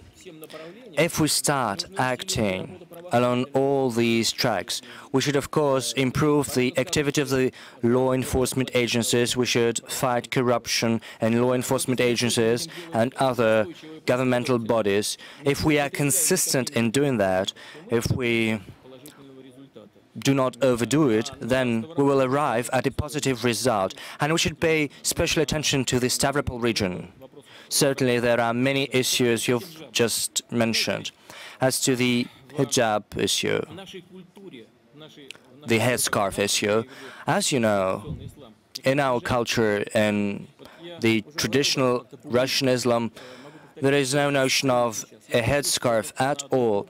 Once I assisted at one of a major Islamic conference, that was the Organization of Islamic Conference. We are Russia as an observer, this organization, and it was at my initiatives that we acceded to that organization and the status of observer. One of the recognized authorities of Islam addressing the public said, and that came quite as a surprise, "What are we doing? We make women wear headscarves. We prevent them from studying. We create conditions for falling behind. It is an error." Then he continued saying that they were interested in buying arms from their enemies. I then proposed to him to buy arms of their friends. Certainly we should not implement traditions that are foreign to us in our country. Certainly we should pay attention to that. We should talk about that overtly. And we should refer to the representatives of traditional Islam. Those are courageous people who sometimes sacrifice their lives to protect the ideals which have been passed from one generation to another of the Russian people. The Interfax agency, Vyacheslav Terikov. What time is it now? It's already 2 hours. Mr. President, some time has already passed since Russia's accession to the WTO. What are the first results, if any, of our accession to this organization? Do you think we have done enough to protect the industries, the forestry, livestock breeding, agriculture? One has an impression that we started to talk about protecting our industry only when it was clear that we were going to accede to the organization. No, that's not right. Probably you and your colleagues started to discuss this issue in public right before Russia's accession to the WTO. But in the course of the negotiation process, our experts were painstakingly working on all of these issues. Had it not been for that, it wouldn't have taken so much time, and it has taken 17 years. I've already told you about that. I'd like to use this occasion because there are so many journalists here. The level of Russia's customs protection after its accession to the WTO is 9.5 or 7%, whereas Ukraine's customs level of protection is 2.7%. And it acceded to the WTO not so long ago. The EU level of protection is 2.8%. It's a little bit bizarre.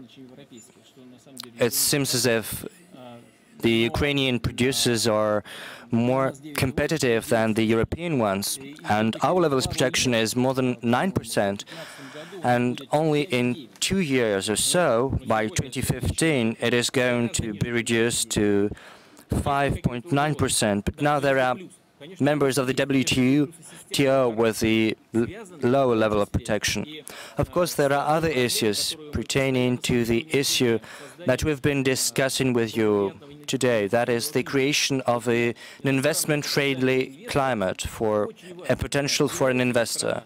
It is very important to know whether a country is a member of the WTO or not. We've become the 157th country of the world that acceded to the WTO. All the countries with developed market economy are members of the WTO. All these measures should be of a systemic nature. And to a certain extent, they are measures of an ideological nature.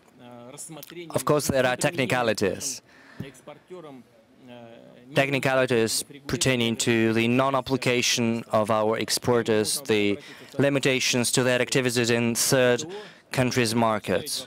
Now we can refer these issues to the WTO, filing a complaint that there are malafide practices used against Russia, non-competitive practices. Certainly there are problems in certain industries. They're not so numerous, and still there are some. Those are the car industry. We are reducing the level of customs protection in this sphere, including the production of private cars. But this also gives us a certain competitive advantage. Not so long ago, I met Mr. Gon, who is at the helm of the Renault-Nissan consortium, and I told him that what I was interested in most was the social issue. I told him, you've made so many workers redundant with the federal authorities, with the regional authorities, by referring a certain number of social facilities to the regional level. We've managed to lift the burden from these companies. We've given those companies the necessary resources to keep them afloat. We are not going to fire someone. Instead, we are going to increase the production. Of course, we create new platforms on the basis of which we are going to build new cars. We maintain a brand and we increase the output, including all this is related to our accession to the WTO, and this is a positive thing. So, for one hand, this is a sort of reduction of the customs protection level and some positive elements. Some other industries, so shoemaking industry, a sharp reduction of the customs protection, agricultural equipment production. WTO has a huge set of tools in order to protect the interests of WTO member states. So we have to learn on the experience to protect ourselves. In agriculture, we negotiated quite a favorable conditions for ourselves. Just for instance, maintaining the quotas within next 3 years for the pork meat. So pork meat requires specific attention because after 3-year period these quotas would be abolished, and we specifically negotiated the unlimited duration for the quotas for the meat and poultry, and we also negotiated a huge amount of $9 billion in order to ensure the state support. Now we are capable of providing just around 4.4 billion of the state support, and we negotiated this figure just to be introduced by 2018. So there are a lot of advantages, and the government should be quite vigilant in addressing those problematic industries which are quite critical for our economy. So there is VSTO. So I will give the floor to you. Just a bit higher next. Hello, Evgenia Vdolchenko, Gubernia Khabarovsk. Soon we are going to commission West 2, so the pipeline focusing on the United States. Are you going to adopt some measures to process oil inside the country? So we have already made similar decisions, and we ask some oil majors, TNK BP, to invest into the upgrading of the domestic production. And I believe new shareholders would be quite active in this area. As far as this pipeline is concerned, we are going according to the schedule. The first stage was completed several years ago when we put pipeline system to Skоворodino, and then we make some routes to China.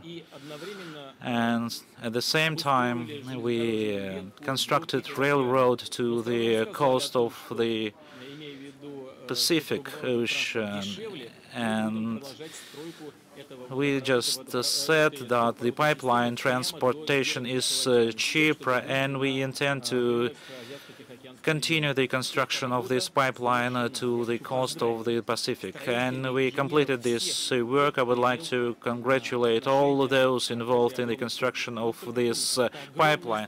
This is a huge construction. It's comparable to the construction of BAM, Baikal-Amur Railroad. The construction was in quite rough conditions, no roads, no infrastructure. But at the first stage of the construction, we decided, proceeding from the environmental consideration, we just move this system 400 kilometers away from the Baikal Lake. All this allow us to work quite efficiently, quite rapidly in the fast-growing Asian and Pacific region. Avia. Just wait for the mic. Vladimir Vladimirovich. Vitaly Ageev. I repeatedly ask a question in different forums, and I would like to thank you personally and from our trade unions, aviation trade unions, in terms of the retraining of the pilots and engineers. But this problem still remains unsolved. We still have some deficit of the pilot in our countries. You have already talked about this at the meeting in Novosibirsk, at the MAX exhibition, but some officials or parliamentarians, they are trying to lobby the denunciation of the Article 56 of the Aviation Code, so that to allow the foreign pilots to work in our aviation. So we have some concerns about this, maybe some changes in this issue. And we pilots are quite superstitious people. I am a former pilot, so we decided not to invite you to participate in the 13th conference of the pilots. We invite you to take part in the 14th conference. Pilots, they are specific people. It's maybe fate or destiny. So aviation requires specific skills, courage, high proficiency, professionalism, knowledge. But at the same time, this is an industry, a specific industry, which is related to the cargo transportation, passenger transportation for our country. This is an extremely important industry, taking into account the huge distances, and some regions could be visited only by aviation. And we are going to develop this industry. We created a number of state-owned enterprises where the private companies would not be capable of addressing these issues, and state-owned enterprises are operating a bit outside the market, and they shouldn't take into account specific costs for the passenger transportation. We set up a number of the similar enterprises in Chukotka, Yakutia, and in the forest, in the 3 regions. We are going to support the development of the small aviation, private aviation, and we would monitor the situation in labor situation with the pilots and experts are saying that if we want to allow the foreign pilots to work in our market, that would lead to the reduction of the limitations on tariffs.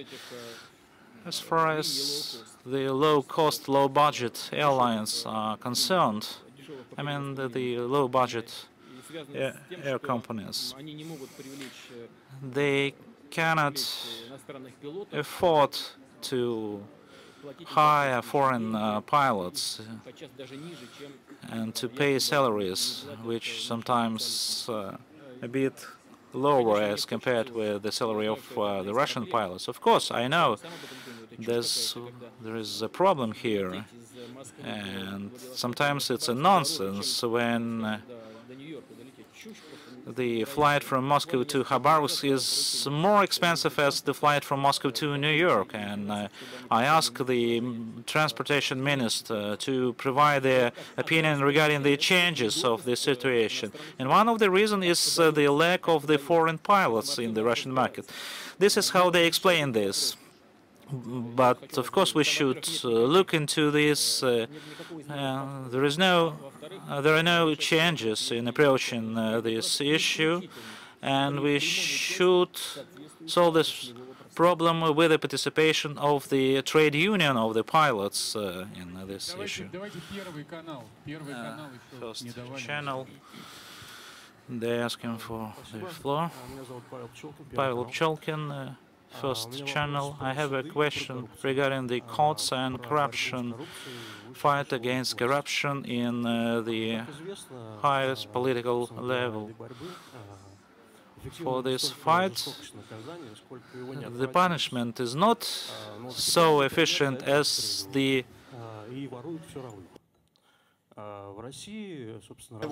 unavoidability of this punishment. In China it's working, and in Russia some of the people still don't believe in unavoidability of the punishment, and there is a feeling that it is related to the fact that in Russia we don't have a fully independent judiciary system. Do you agree with that? And what should be done in order to ensure this full independence? I don't agree with you that we don't have a full independency of the judiciary system or the court system. And we made a lot of decisions.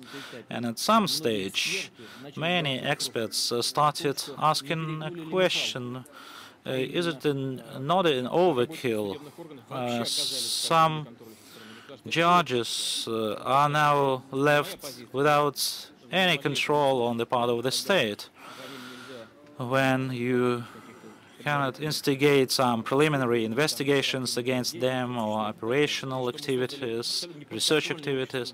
So we have created the system which is not controlled by the state. I don't agree with that as well. Many things which are related to some penalties or fines are now done at the level of the local self-government authorities or judiciary system. What else can we do? There are no taboo at all, but this decision should be well thought, and we are prepared to have a broad discussion with the participation of the public in that. I don't agree with these claims that all charges are corrupt or receive bribes. This is a full nonsense. This is just And we have a stable court judiciary system. It is being developed. We have good tradition of the legal practice and court activities. So there is no need to blame yourself on that. But of course, we should think about some maybe improvements. Let's think about together. As far as the fight against corruption is concerned, of course, I said about this. This is one of the problems, domestic problems. It's a sort of traditional one. And I mentioned the dialogue between Peter the Great and General prosecutor, I don't remember exactly, when he brought some examples, told some examples of the theft, and Peter the Great proposed to punish the people, just send them to Siberia and to execute them. And the prosecutor general asked, so we just run out of the entire population then? And I already repeatedly said that corruption-related issues, they are directly go hand in hand with the development of economy and the market, domestic market. Look at all the developing countries. They are suffering or struck by this social plague. What does it mean? It doesn't mean that we should just disregard this. We should fight consistently and gradually with this plague, and sanctions or penalties should be higher in order to achieve what you mentioned, so that the punishment would be unavoidable for these kind of crimes. And on the other hand, we are not sitting idle in terms of this problem. It's not so. Just last year, if I remember correctly, we prosecuted around 800,000 people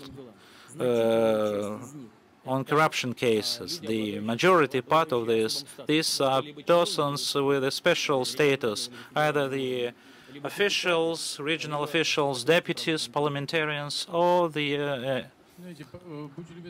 officials of the law enforcement bodies. Kabardino-Balkaria. Not 800,000, but 800 only. Yeah, and this is quite an active young lady. Yeah, probably first we have promised to give the floor to Kabardino-Balkaria. Good day, Mr. Putin. Kabardino-Balkaria Broadcasting Company, Ludmila Kazalcheva, the city of Nalchik. I would like to speak on a different topic, but still, after the perishment of our colleague, the anchor of Kabardino-Balkaria news program, the issue of protection of journalists has been once again raised. What should be done to protect those whose main tool is the word? And can one just, in principle, protect the press? Well, you know, there are jobs and professions choosing which people must be aware of the risks and the danger and the responsibility of such jobs. And unfortunately, it refers not only to this country, but to other countries. Your profession is one of these. Unfortunately, in this country, crimes of this kind are committed.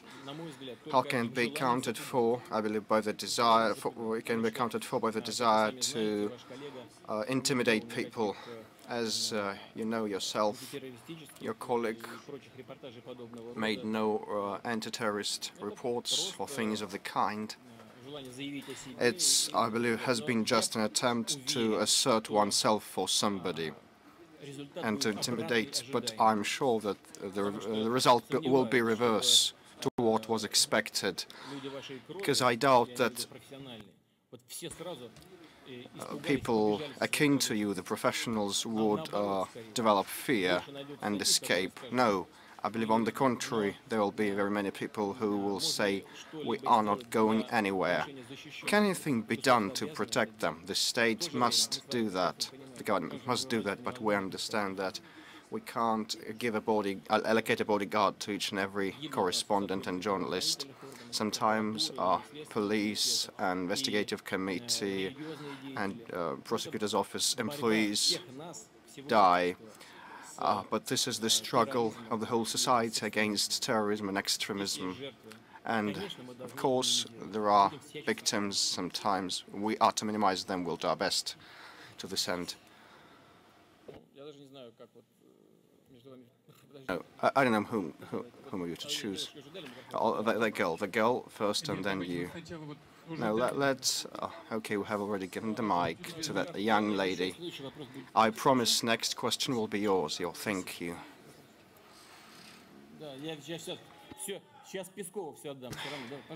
Peskov is in charge. Diana Khachaturian, Novaya Gazeta newspaper. Once you said that 100,000 signatures means a draft law. No, I have not. You said I said 100,000 signatures is sufficient ground for the proposal to be viewed and heard in the State Duma.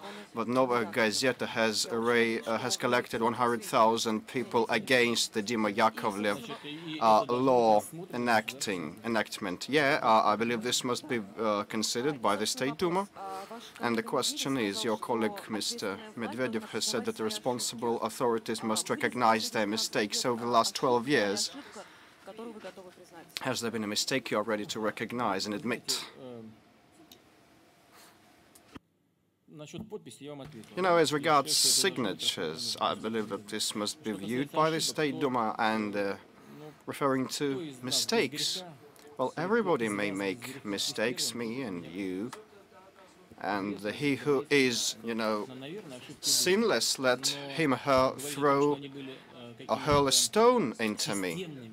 We had mistakes, but to say that those were major systemic mistakes, and I would like to have changed everything. I can't say so. Otherwise, I would admit it now. Well, sometimes we did not do enough, especially in the context of the crisis. Some of the decisions were not as efficient as we wanted them, like the state guarantees, because fighting the economic crisis is indeed a major thing. We were on the brink of lapsing into the precipice, which would entail long-term repercussions and after effects. And the guarantee systems did not work properly. Whether it was a mistake or not, we probably could have done it differently. But at the same time, we had other efficient tools, and we had quite a decent standing. And now we're out of the woods, and Europe has a recession, is recession-stricken, and we have an economic growth. And we have a better standing than the United States, for example. So I can't see any major general systemic mistakes I'd like to correct. Vladimir Vladimirovich, Mr. President, I'm from Vladivostok. My name is Maria Solovienko, Narodnaya Vecha newspaper. I'd like to make you rejoice, although I criticize you every now and then quite harshly, and you must be aware of that. But now I'd like to say something positive to you. I know everybody keeps criticizing me. You have said you'll give an instruction to reduce the cost and the price of air tickets, but don't you know that it's around 6,000 rubles to buy an air ticket from Vladivostok to Moscow? Can it be lower? Yeah, but this was the warm-up question. Oh, was it?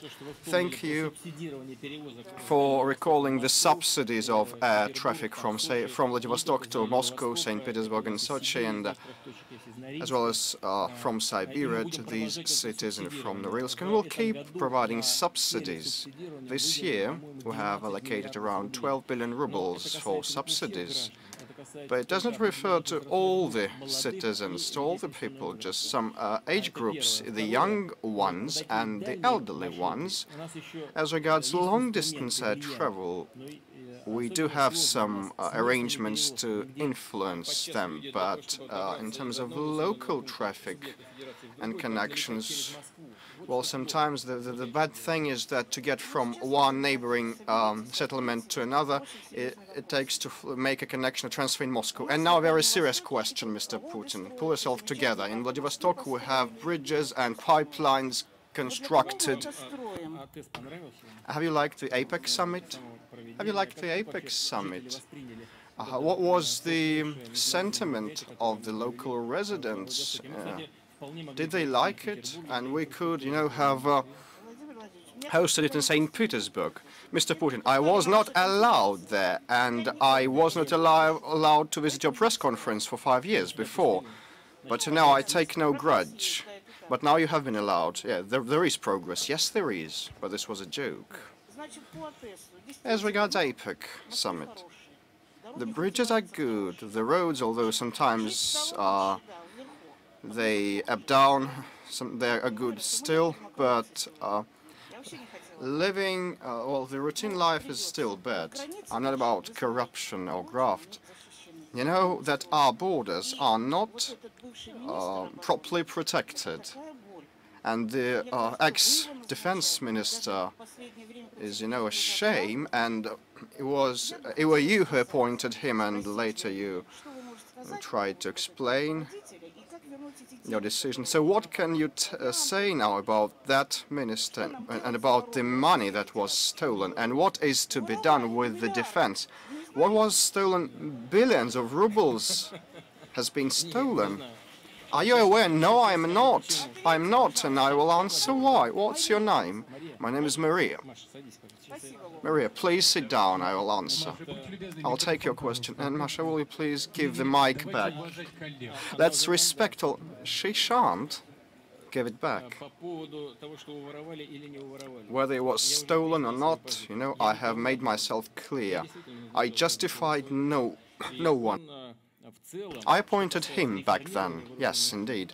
As regards reforming the military, the army, he was moving in the right direction on the whole, but it's about the details, the attitudes to people. It's a separate question, separate issue. Well, a serviceman must be respected, merits respect, and these people should be treated with due respect. They make a spatial stratum. So as regards the style of management of Serdyukov, there were some questions to that and doubts. But I fired him not for that, but for the fact that the investigative bodies had some doubts whether he was managing property sales correctly. And there were some other doubts as well, and some allegations. But I still, despite the fact that I'm speaking about the law and order, I mentioned it with reference to our radical opposition, but it also refers alike to the authorities. Sometimes there are doubts about the decision-making and of that Minister of Defense, and he was ousted, therefore. But whether he was a thief or not, it's up to the court to decide and rule. But I can assure you that the investigation and the trial, the court will be as objective as possible and as impartial as possible, and no one will try to back him and let him escape, help him escape the guilt. This is definitely so, but it's up to the court to decide whether he is guilty or not, whether he did steal or not. And sometimes civil lawsuits are to be initiated sometimes. And the current defense minister, Mr. Shoigu, can manage it okay. He is an experienced person, and as far as I know, the ministry is already preparing some civil lawsuits to file, and we will restore everything and correct all the mistakes.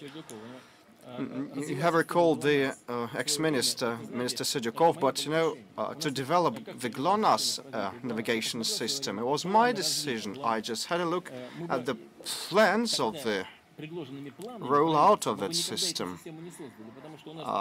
Back then we had quite an unambitious system. And now we're moving to different standards of 5 to 6 and 7 years of life cycle of a satellite. But previously we had the financing, the system of funding that didn't allow the continuity of operation of satellites on the orbit.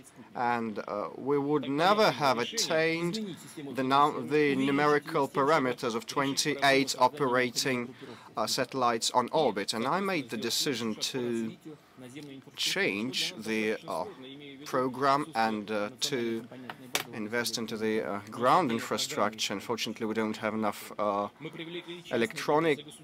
on-land electronics capability for that, and now we have involved public and private resources alike. But I was grieved to hear that there are some corruption allegations there as well. It's it's the high-tech sphere, and I decided in favor of the advanced development of that field. It's one of the high-tech sectors where we are ahead of our competitors. We have taken the lead. They, don't have 10 satellites put on orbit, and we have a constellation, an operating constellation in place. And I have been thinking that it's good that we have such efficient guys, but it seems that there are allegations against them as well, but we will sort them out. On the right-hand side we have the Yamal sign. Let's pass the floor to them. Krasny Sever newspaper, the Yamal Nenets Autonomous District. I can't see you. Please. This year, a border point was installed to limit access of migrants to our deposits. A checkpoint was installed, and these are crucial and critical and strategic deposits. And some media criticized the decision of the local authorities.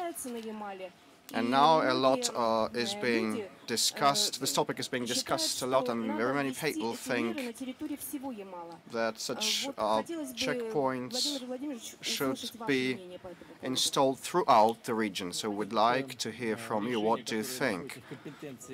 This is the scope of the relevant federal and regional authorities.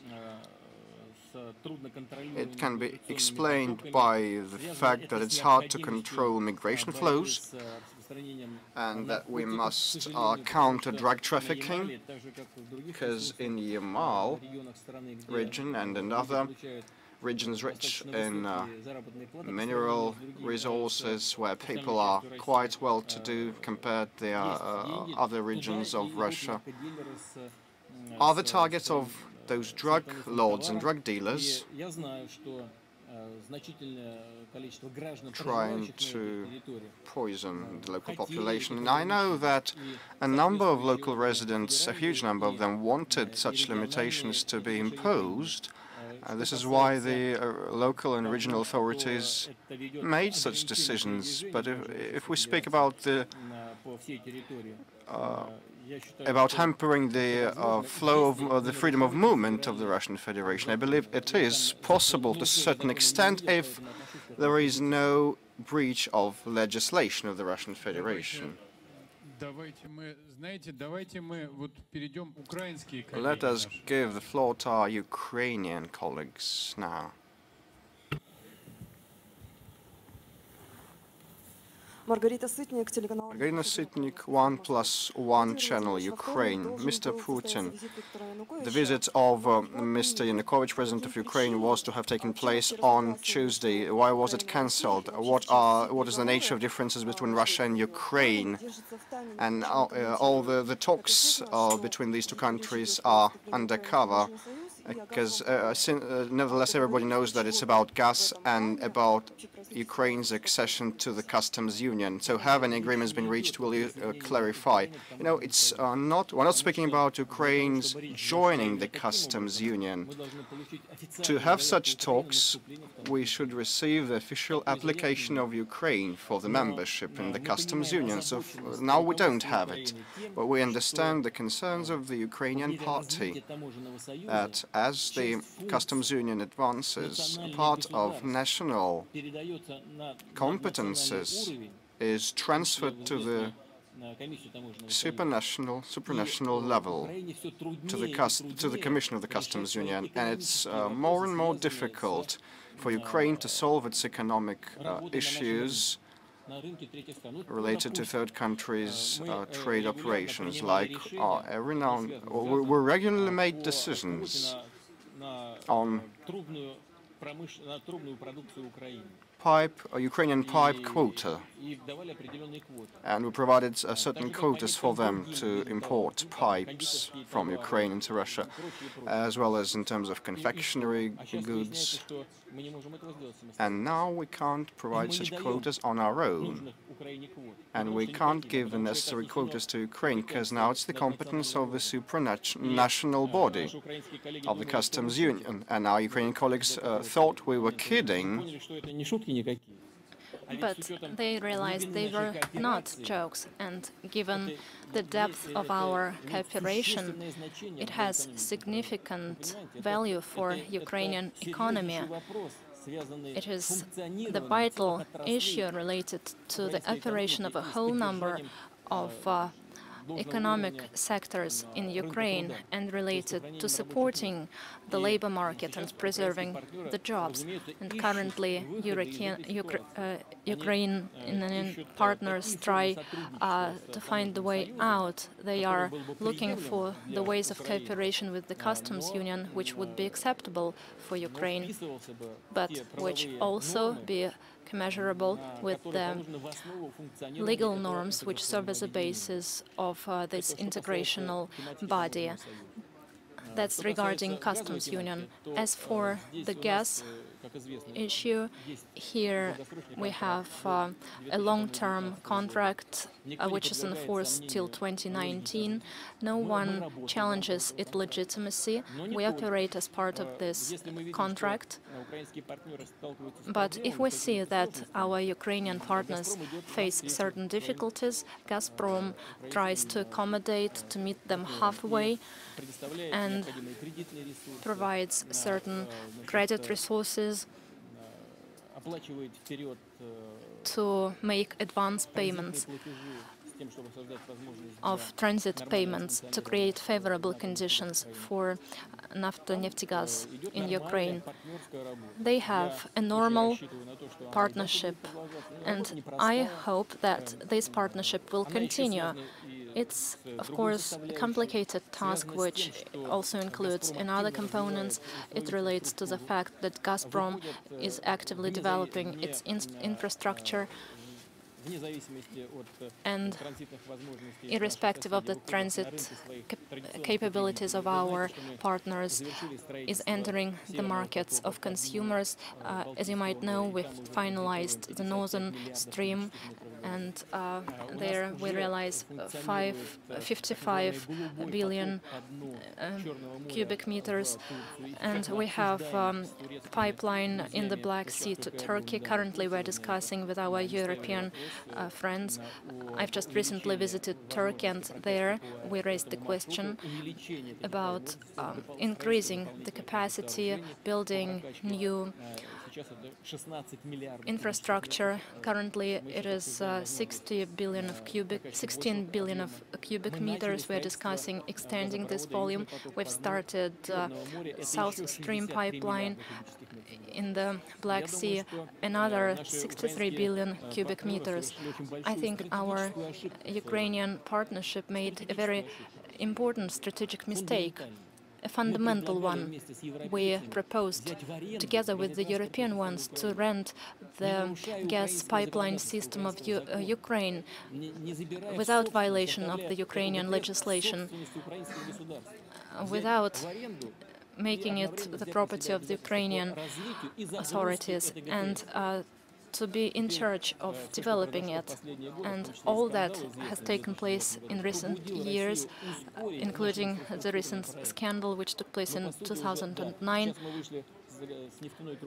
And currently we are building a gas pipeline in the Black Sea. We are developing the eastern part of the city, we are about to develop LNG, liquefied gas, and there will be such dependency on traditional transit countries. The question will arise on the relevance of the gas pipeline system of Ukraine. This is a systematic issue for Ukraine, but still, we stand ready to engage in a dialogue about this issue. It is not an easy one. It relates not only Russia and Ukraine, but also the economic entities. I believe if we will continue in the same vein as close partners and real friends, we will come to compromise. Omsk. Mic to Omsk, colleagues. Инна Сальникова, Коммерческие вести, Omsk, Commercial News. Vladimir Vladimirovich, what is your view on the direct governor elections? Dmitry Anatolyevich signed in this draft law, and some regions have already held direct elections, and questions arise in this regard because the existing governors won as a result of such elections. Why Moscow is so afraid of this form of elections and why Moscow does not trust its population? We do elect a president. My name is Inna Salnikova. Listen me carefully what I will say. We are talking time and again and repeating it on many occasions. We are for, and me personally, I'm for direct elections of governors. It's high time to transfer to this system, and it is in the interest of the federal center, because when people elect their own governor, they are responsible for the quality of his efficiency of his work, and that's right. But there are certain questions which were raised by the representatives of the national republics. It's a very important moment, not only national republics, but regions where over 10 or 100 years representatives of various tidal nations cohabit, and they are considered to be the main nations in such regions. And if one of them is in minority, it always has concerns that it will not be represented at the highest level of authority in the republic, and that's the reason for the ethnic strifes. I have told on many occasions, Russia is a country with complicated structure. In 2009 we had elections in Karacháyevo-Cherkessia, and the population said that we would not be able to elect our representative, and that was the reason for bloodshed. We wouldn't like to provoke such conflicts in the country. That's why people inhabiting in such national republic, they feel this, and they are concerned about this negative outlook. And it was them who raised this question. They asked us to develop a system which would not infringe on anybody's rights. Dagestan has already have such a system for many years, when the representative of one ethnic group was a president or representative of the state council, and the second headed the government, the third one headed the parliament, and then they switched and rotated. I believe we need to grant such right, but we cannot grant one right to one region and another one to another region. And we have multi-ethnic composition in many entities, but the title nation is one, the Russian population. We need to discuss it, and such constituent entities as yours should preserve this right, but still we need, in accordance with the traditions and culture of national republic population, to consider this issue. Associated Press. Mic to the first row. And as regards the fact that, as a result of the elections, the existing governors won victory, it says that the ruling power is not afraid of elections and they feel comfortable. That's the best proof that we are not going to change anything radically here. Vladimir Ossadchenko, my question relates to Syria.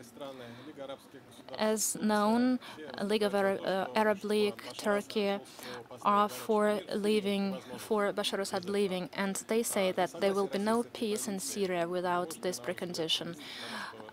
Russia is against this. What do you think? Can it lead to the isolation of Russia, and can it lead to Russia losing its clout not only in Syria but in the world? Listen, Russia has not lost its position in Libya after the intervention, whatever their explanations, but the country continues to dilapidate. There are feudal conflicts all over the country. Moreover, the ambassador of the US has been killed. Is it a result of their work?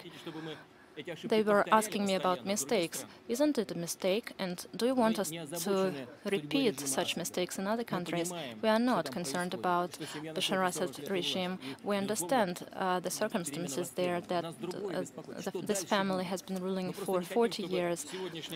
We just wouldn't like today's opposition, which could become the power, start to fight the opposition which will emerge. And of course, the position of Russia is important for us in this region, which is close to us. But to a greater extent, we are interested not by our interests, which are not large in number. We do not have special economic relations, and Bashar Assad hasn't visited Moscow a lot during his tenure. He visited European capitals more often. We are advocating the solution which would prevent the collapse of the region and the continuous civil war. What is our proposal about? What is our position about? Not to retain Bashar Assad and his regime at any price, but first people should negotiate, agree on how they would live further, how their participation would be guaranteed in the ruling, and not vice versa. First to destroy everything and then try to negotiate. I believe arrangements based on military victory are not acceptable and cannot be effective. And the development will depend on the Syrian people itself. Republic Komi. Let us not speak too loudly. Vladimir Vladimirovich, Syktyvkar, Darya Shuchalina. Krasное Znamya Severa newspaper. Our main audience are veterans. In this regard, I have a question and even a suggestion. If you say yes, veterans of the whole country will be glad. Veterans are the so-called golden fund of our country, who withstood great patriotic war, who restored our cities, and now those who are pensioners, they are just engaged in active social life. They bring up young population. And I have the following suggestion. Maybe we could announce 2014 as the year of veterans in our country, to unite the efforts of the whole layers of our society in order for the veterans to expose and to realize their potential, to continue their input in the development of our country. There is no need for me tell you about my attitude towards the older generation. I completely agree with you about their input into our country's development. In the victory over Nazism, they helped to restore the country. Their input was invaluable, not only in terms of the outcome, which is undoubtedly positive, but also in terms of their attitude to their deeds to our country. I'm judging by the example of my own parents. So I think that what you are proposing is a good idea, but we should fix the date. Probably the year 2015 is going to be just fine when we are going to celebrate the anniversary of our victory in the Great Patriotic War. Thank you. Please, the deaf television. Good afternoon, Mr. President. In 2006, we talked about different issues. We talked about subtitles, for instance, which were so necessary, but not much has changed, unfortunately. We do not have enough mass media for the deaf. In 1980s, there was an idea to develop the deaf television. We had many difficulties because we didn't have a legislation basis. Until 1999, the government had not managed to develop such a basis. We unfortunately do not have children's programs for the deaf children. We started to develop these programs. So far, the situation is the following. There are people who simply cannot support themselves, and there are officials who don't want to help us because they're afraid of losing their positions. Of course, much has been lost. We ask you very much. Well, first of all, I'd like to thank you and thank the governor of the Nizhny Novgorod region. And we propose that the Russian government should consider the ways to support the programs that were launched in the past. Probably you might support us yourself. Certainly the issue is a very difficult one, and it doesn't only apply to people with hearing disabilities, but also people with other kinds of disabilities, and we should implement the international covenants that we have signed. For instance, the Covenant on creation in special environment for people with disabilities with no barriers. Certainly we should work on that. Certain regions are doing that already, for instance, when constructing sports facilities in Sochi. Let me cite this example for you. But as far as mass media are concerned, or the officials are concerned, no one is afraid of losing their positions. It's just a natural approach, because everyone wants to economize, wants to reduce the costs, but of course we should not leave behind people with disabilities. They deserve a special support from the government. We are going to support you, certainly. Mayak, please.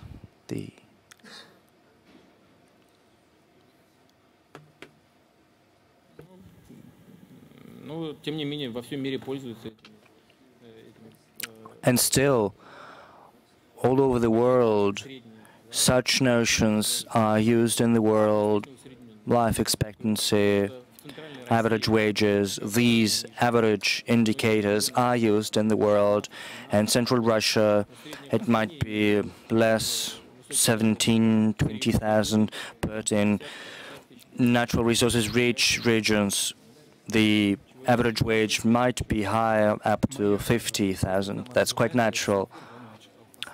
Mr. President, over the last months, the judiciary organs, the federal authorities have been surprisingly active. They are always on the move, or at least that's what they say they want to do. The federal authorities are going to leave Moscow and install themselves outside Moscow. The judiciary wants to move to St. Petersburg. Who's going to be next? And I'd also like you to specify the following issue. Against the difficulties the world economy is going through, is it going to be feasible to move the federal authorities from Moscow, outside Moscow? And is it possible that the staff of the Navy might be moved back to Moscow?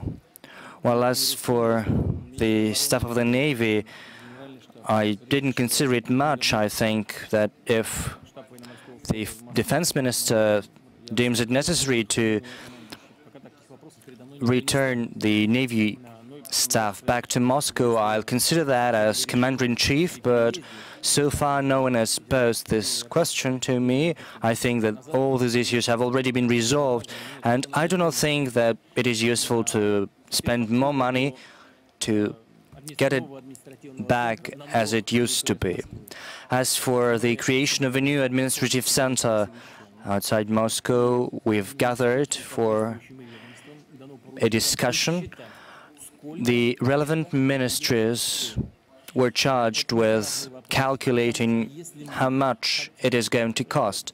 And that is not just an idle issue, because if we want to get some money for selling the property in the center of the Russian capital, we should understand how much money we can leverage.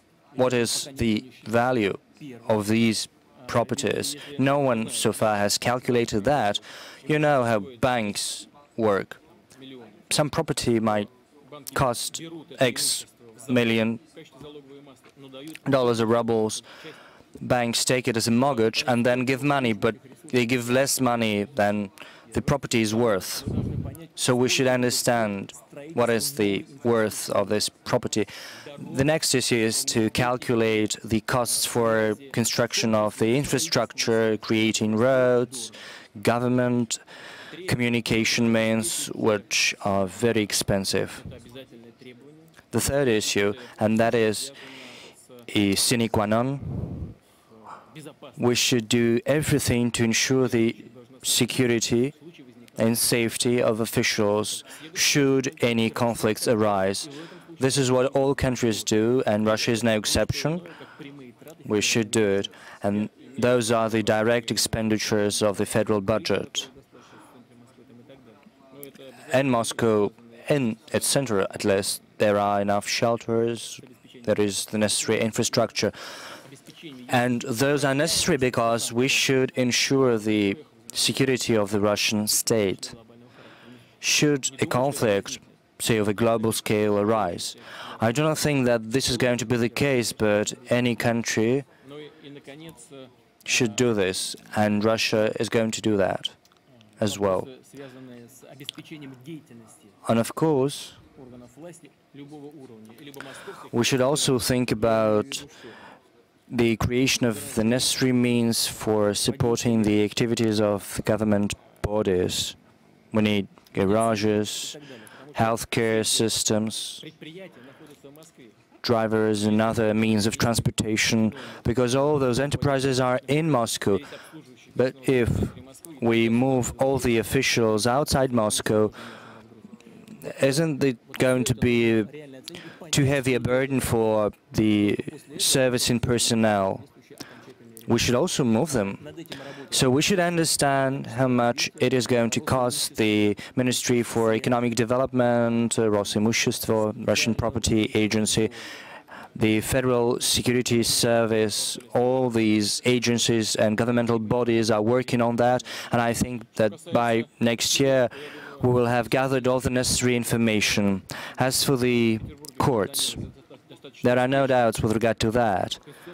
the Constitutional Court is functioning quite successfully in St. Petersburg, and when I meet the head of the Constitutional Court, he asks me only one question: why hadn't we moved earlier? Because it is so much easier to work in St. Petersburg. The conditions are so much better, not only than in Moscow, but also better than the conditions the courts of other countries are working in. Even the geographic relocation of the Constitutional Court, creating a distance between the executive branch of power and the judicial branch of power, is a very good contribution to fighting corruption. Russia Today, please. Good afternoon, Yelena Blinchich, Russia Today. Russia is the president of G20 in this year. The priorities of Russia's presidency have already been declared, but there are going to be differences between the means to achieve those aims. What is Russia going to do to achieve the aims and the objectives it has set? In 2014, Russia is going to hold G8, and where is it going to be held? As to the G20, what Russia is going to do should any differences arise, and they are likely, they're certain to arise, and they might arise in any field, between any country. Say, there are many differences between the United States of America and its traditional partners in Europe. The situation in the world economy is rapidly changing, and we would like to dedicate Russia's presidency to two priorities. First, ensuring economic growth, and second, preserving and creating more jobs. There are a lot of other issues, but certainly we are going to agree upon this agenda with all the participants of this process. Russia is going to host the G20, but it is just one country of the G20, not a commander-in-chief of the group of 20 who is going to impose its agenda on all the other countries. No, surely not. We are going to work in close cooperation with all our partners. And the second issue referred to, I was asking about the G8 in 2014. You know, we considered holding G8 in Skolkovo, but the preliminary analysis shows that in order to ensure the safety of the heads, delegations and other officials, so great a part of Moscow that it is simply not feasible. We will have to give everyone permission to access, and this is going to create so many difficulties for citizens.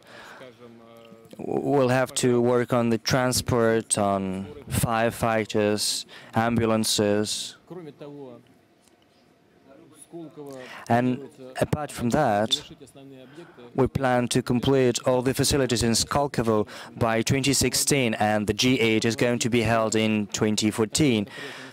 So holding such a large-scale event at a construction site is not correct, so probably we are going to propose another platform for holding G8. A colleague from a village, from the countryside, could you ask your question, please? Good afternoon, Mr. Putin. Anastasia Supaeva, Inter-District newspaper. I have a question which is a long existing one. After the enactment of the Governmental Order 354 on the right to ownership to those who live in the countryside, some people in our region started to receive the receipts which are worth by 3,000 or even 4,000 rubles more. That is the Ulyanovsk region. The municipalities were desperate and couldn't explain anything to the people, and they decided to address the regional authorities and the federal authorities in order to stop this, but the supporting the utilities companies still send these receipts. There are people who simply cannot give away 40 or even 50, 60% of their wages in order to pay the receipts for the utilities. So the question is the following. The utilities which are provided to people are not of high quality. Do you not think that the problems that have accumulated in this sphere might lead to an explosion in society? Let us understand each other. We shouldn't talk about an explosion in this sphere. We should talk about an efficient and sane regulation in this field. I certainly share the concerns of people who are indignant at such developments. I'm going to look closer at what is going on in the Ulyanovsk region. We have talked much about the reasons for an increase in those receipts, the lack of transparency, for instance, the fact that many of these fields, these utilities, are monopolized by one or two companies. So we should pay more attention to fighting the monopolies, and the openness of the decisions that are being taken is of the greatest importance. We should not just send a receipt to people. We should also explain why this or that sum is included in this receipt. I'd just like to remind you that the respective decisions have been taken, and there is also a law, a number of laws, in accordance with which, if there is the receipt is higher than a certain sum, depending on the region, people can have part of the sum reimbursed. And of course, we should do everything in our power to do that. Maybe 2-3 years ago, when the tariffs were soaring, and we should have go back and return all this money paid by the money, and we'll look carefully what is happening in Ulyanovsk. So we have already running for the 3rd hours. Yeah, we have to conclude. RIA Novosti agency.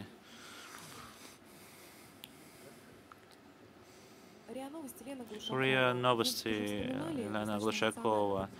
Emotionally, you remembered the time in 2008 when you visited factories to solve the problems and in order to solve the social issues. Now, 4 times after this, if the second wave of the crisis would come, are you going to be personally involved in this as well? And Mr. Kurin said that anti-Western rhetorics prevailing in our countries could have a negative impact on our relations. So, regarding the US-Russian relations, are we going to have a reset of the reset again? So we have 2 questions. Are we have enough resources to solve these issues if the problems, if they appear, and the development, a reflection of international situation on our economic situation? So the crisis, once again, it's very important from a point of view for investments. And now the anti-Western rhetorics, some investors are concerned about this. Let's start from the US-Russian relations. And Alexei Leonidovich just said, as I mentioned, I meet him, I listen carefully to his opinion, but he's not an executive official any longer, and he's just a constructive liberal opposition representative, and opposition doesn't have a specific job to do. They are smart guys, but they do not have any responsibilities for those decisions they are making.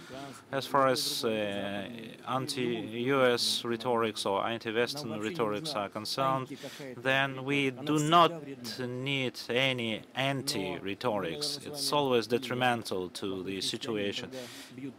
When I'm a better Christian, when I slept on one cheek, I never prepared to turn the others. And so, is it adequate or not? It's another question. We didn't provoke them to do so. They have deep in this and mention the problems which they face now, and they're trying to put the burden, shift the burden on us. It's not the right thing. It's not our choice to make. We are not provoking anyone. We are being provoked. Is it an adequate response or not? It's another question. We have to look.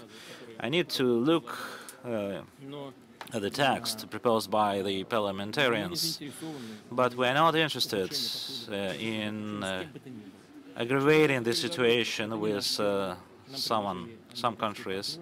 As far as reset is concerned, it's not our term definition. It was proposed by the United States. In principle, we have good relations. They got a bit soured because of our different position on Iraq. That's where we started to experience a problem in our relations.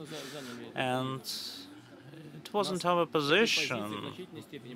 We didn't initiate this position. We were pushed by the policy of our European partners and partners of the United States, France and Germany, who didn't support the US policy on Iraq. Who was right? Beni vice, as we say. And Saddam Hussein was executed, and this country is disintegrated. Kurdistan practically is a separate state. Many victims since that time. Were these solutions adequate in order to solve this problem? It's hard for me to say, to answer this, but I think they're quite dubious, at least from my point of view. The second problem that we experienced at that time, this is the anti-missile systems. We repeatedly stated that we feel a threat when we see that our partners developing these systems. It can bring to zero our anti-missile potential, which upset the balance, strategic balance in the world, which keep the humanity away from the huge outburst of huge or large-scale military conflicts like Caribbean crisis. We just overstepped because of this balance, because no one would like to have a mutual destruction. I used to talk to one person, I respect him, the former President Bush. He said, "Why are you so worried about this? We are doing this not against you." Then I answered that we are going to do this and that, but in order to maintain the balance, we would be obliged to develop the missile striking facilities. He said, "Okay, it's up to you. We do not regard you as enemy. That's what we're doing." But the problem emerged at that time, and it still exists. Of course, it's not against us. There are many details here. But when people are saying that, of course, they proposed to make something from a technological point of view, to find a technological solution that we are convinced that it's not against us. But at least let's put something on the paper, legally binding document, for example. They against as well. They reject this idea as well. So we would be obliged to reciprocate, to retaliate. Of course, it can spoil our relations, but I would like to come back to the to what the 42nd President of the United States said, we are not enemies. We just look for the compromises, and I don't think that it could be quite detrimental or affect the investment climate. But we have to ensure the national security interest for the sake of the people of the Russian Federation. So maybe last two questions.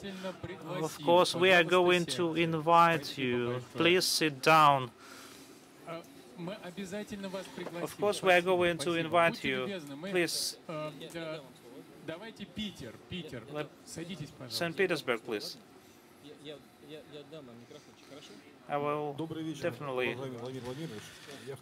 Good afternoon, Vladimir Vladimirovich. I would like to come back to the question from Kabardino-Balkaria, the protection and security of the journalists. It's not a problem only of this region. The problem of all regions, according to the statistics, in 2010, as compared with 2010, more than 100 journalists were attacked.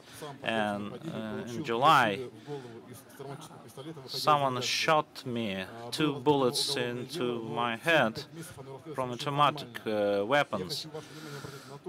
And I would like to ask you, maybe this issue should be solved in the following manner to increase the monitoring and supervision of the law enforcement authorities, especially in the light of their inability or formalistic approaches to solve this problem.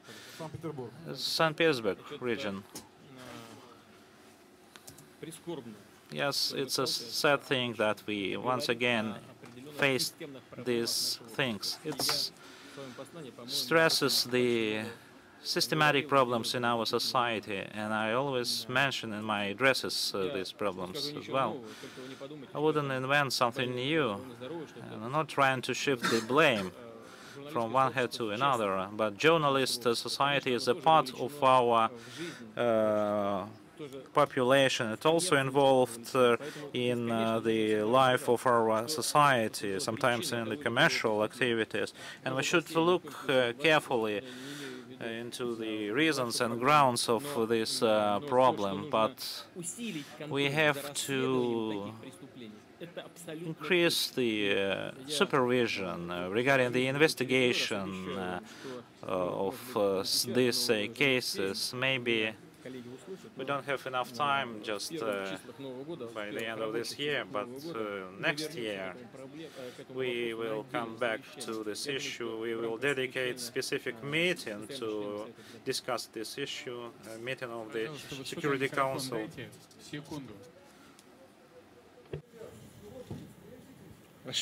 Вот сюда вот, пожалуйста, микрофон. Да, пожалуйста. Но вы, наверное, вопрос, да, хотели задать? Да, я из Всеволожска, Ленинградского. I'm from Всеволожsk, Leningrad region. Вам шлют наилучшие пожелания. Our readers would like to convey best wishes to you two teachers from your school. They still remember you, and I talked to them. They talk about you, and they still regard you as a student of this school. Madam Malishkina Vera Konstantinovna, and teacher of the history, Tamara Zinovieva Stelmachova. Thank you very much. I'm very grateful to them, and can I also be on a serious note? I agree with the journalist from Argumenta in fact that some people exaggerate the statistical figures on pensions, for example, or on a number of other issues. And I would like to cite an example. For example, I ask many people, what would you ask this press conference? And the ordinary people are just concerned about the increase of criminal activities, especially in the small towns and cities, where it is quite visible. When I started to investigate this issue, before the police reform in our countries, one district policeman cover the territory of 3,000 people, and now it is 15 to 18,000 people. Our small city of Всеволожск has only 7 district policemen, and we have only 4 operational units. No, policemen. Yes, their salary is around 35–40,000 rubles, but still they are not happy with this money because of the huge burden of work they should bear. And what is your vision regarding this crime increase? Please convey my best wishes to my teachers. I'm very grateful to them.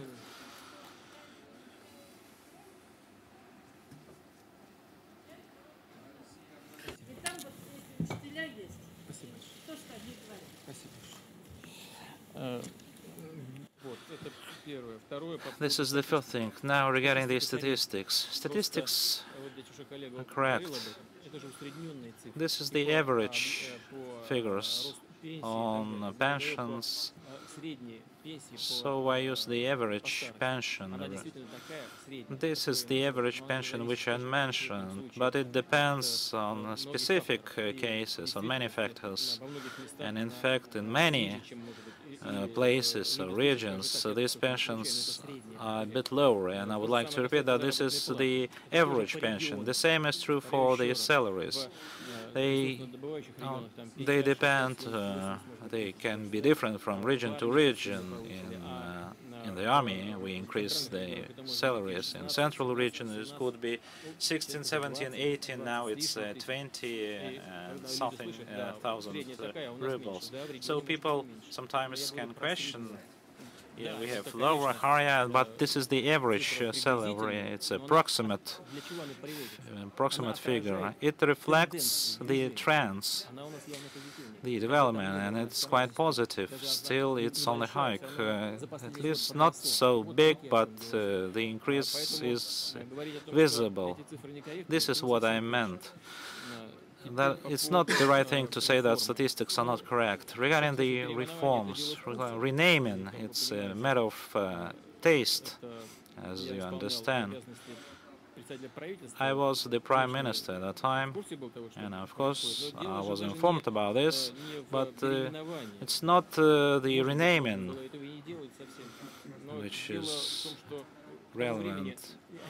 But by that time, we feel the urgent need to have structural changes in this area, and we should increase the level of salaries for the police force. If you want to invite decent people to work in the police, pay more, and we started to pay more. But in Всеволожск, maybe you have these problems like in many other regions, and the police force sometimes, yes, they have concerns regarding the increased burden of the job. So 75% of those requested, they are proud of their job and would like to continue to work in the Ministry of Interior. But we have also 25% who have different opinion. It's not so small, and maybe you mentioned those 25%, but we talk about the average figures and trends. As far as the crime is concerned, yes, it's quite high, it's a fact, and we need to work in order to combat the crime in all areas, like education, in the mass media coverage, the further promotion of the social status of the law enforcement officials, improvement of the legislation, and what is more important, which was mentioned by your colleague here, which is not to constantly increase the punishment for the crimes, but these crimes should be unavoidable. The punishment should be unavoidable. Да. Yeah, okay. One last Давайте вот one. независимая газета. Независимая газета newspaper. Любезный микрофон, независимая Please bring them the mic. Alexandra Samarina, независимая газета newspaper. Good day, Mr. President. Tell us, please, about political competition. At the start of the century, in the first decade, in the years of the sovereign democracy, so-called sovereign democracy, political problems were solved by spin and political technology, etc., etc. We know all about those problems. People were not allowed to participate in elections. Sometimes signatures were rendered invalid, and I'm naming only part of the problems for those aspiring to win a post. Analyzing your address to the Federal Assembly and today's press conference, we come to the conclusion that political technologies now are giving way to politics, and that you, personally, and the current political elite are interested in politics more than political technology. This is proved by your call and your address for the ruling class and elite to toil hard, and the fact that you mentioned that electoral blocks of parties may be introduced for the next election. So do you, in general, agree that political technology is giving way to politics as regards our political elite activities, and this fact will allow us to develop political competition, and more opposition leaders and activists will participate in the political process? I don't think we will fully get rid of political technologies, because they have been brought in our political life. They were not born here. They have been brought in by more experienced entrepreneurs that have quite considerable expertise in the developed democratic countries, and they earn a lot on that. They trade on that. You know how many people voted, did a early vote in the United States? I'm referring to presidential election, a huge figure. Here we would have been criticized if we had such a figure, and this is political technology. And no, there are special organizations and firms that specialize in political technology. It's a sector of business, and this business will develop. We just need to minimize the downside of it, but we can't escape it. As Churchill said, I don't know the worst political system than democracy, but I don't know anything better. So there are some drawbacks about it that are inevitable. As far as competition is concerned, it will keep increasing. I agree with you, and we should pay more attention not to political struggle instead of political technologies, and must be the competition of opinions and attitudes to solve the problems our country is facing. Not just saying, down with this and let's oust that. No, and then we will construct our new world. Well, we had this before, we've seen this movie before. And the so-called irreconcilable opposition of ours comprised very many people who used to be in power, and we know how they managed the regions of the Russian Federation. They brought them into decline. But everybody should have their own agenda to solve the problems our country is facing and resolve those outstanding issues. And I really hope that after the decisions are made in terms of freedom of political parties registration, we'll have an upswing in political competition, and we will soon develop a political competitive environment. Well, for the authorities, it's not at all easy. Now we have 48 parties registered, and we'll have. There are groups that are initiating the creation and establishment of 200 parties more. And I'm quite frank and sincere here. That is good, because when we will have this many parties, we will see all the flaws and drawbacks and stupidities of ours. Vladimir Vladimirovich, 3 hours 25 minutes live. This is what we have had so far. 6 sotok newspaper. 6 sotok.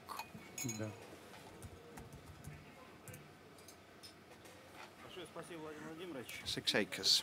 Thank you so much, Mr. Putin. Andrei Tumanov, 6 sotok correspondent. Now I'm on the payroll on the State Duma. So you're a career man, yeah. And I also work as a freelance correspondent with the newspaper. I asked you a question very many times, and as well as your predecessor, Mr. Medvedev, but they are more or less similar. And my colleagues keep saying, are you repeating yourself? Have you forgotten what you asked before? But probably this is the fault of the public machinery that is not at all efficient, because, you know, questions about land and setting borders and gardeners and small land plots owners are not solved. Yeah, I agree. So what's your attitude? What's your assessment? I know all your questions. We've known each other for long. I don't think you must be excusing yourself or saying that you specialize in this and that topic. You know, being a specialist in this or that topic matters a lot. In my address, I spoke about the core of judiciary lawyers and correspondents who knew the second thing about legislation and had very good writing skills, and that could convey their stance easily and consistently. It is really good. So if you specialize in this, in land ownership and land use and demarcation of borders, it's okay. And this issue is very important because the fair distribution of land is the key topic of social justice and the economic efficiency. And we had a lot of red tape about this, which does not allow us to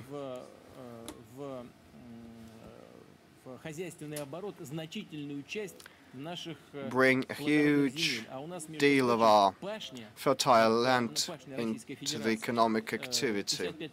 And the cultivated arable land here in Russia accounts for 55% of the global arable land.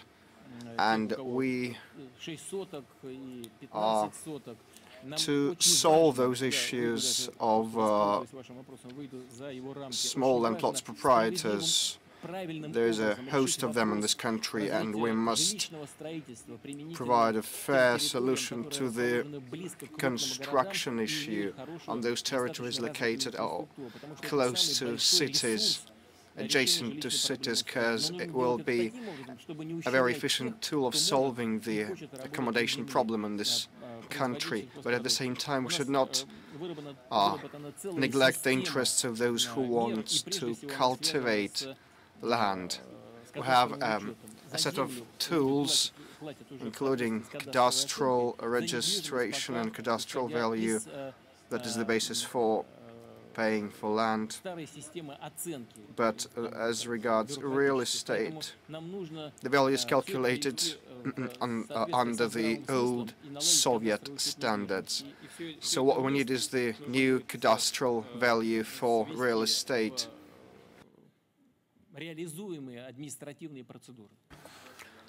And provide a set of efficient administrative tools.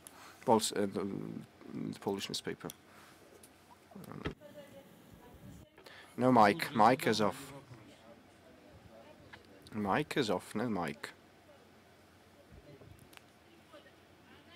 She's 83 and she is apartment building entrance keeper, concierge.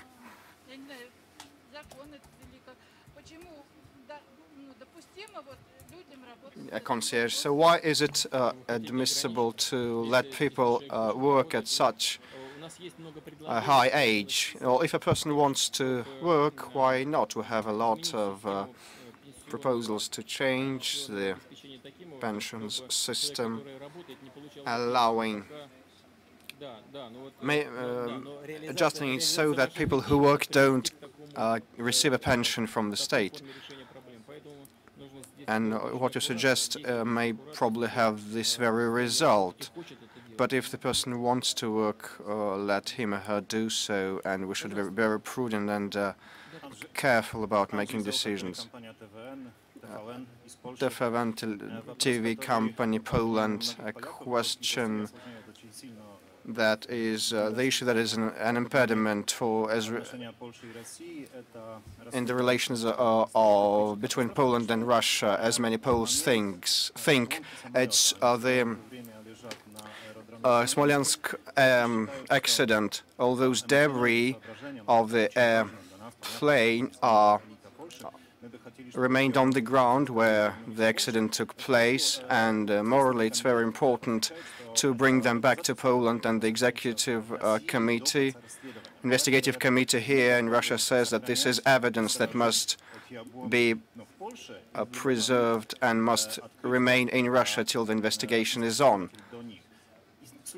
The Poles want it back, saying that they will provide access to investigators. So could you please somehow influence the investigative committee so that they return the debris back to Poland? And in a month's time, in Auschwitz camp, the Russian National Exhibition will be inaugurated.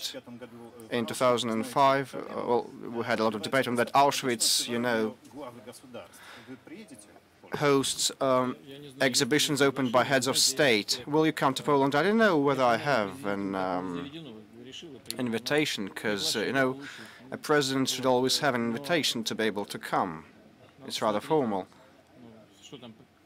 I must just check my records. Well, you told me yourself that I was there, and when such events are held, it is something bringing us all together, all the civilized countries, including Poland, and I'd like to thank Poland for not neglecting such events. I remember President Kwasniewski invited me, and there was a very well-organized event with very many veterans participating. I believe these are very instrumental and good events. As regards the debris of the aircraft, it's up to the investigators to decide.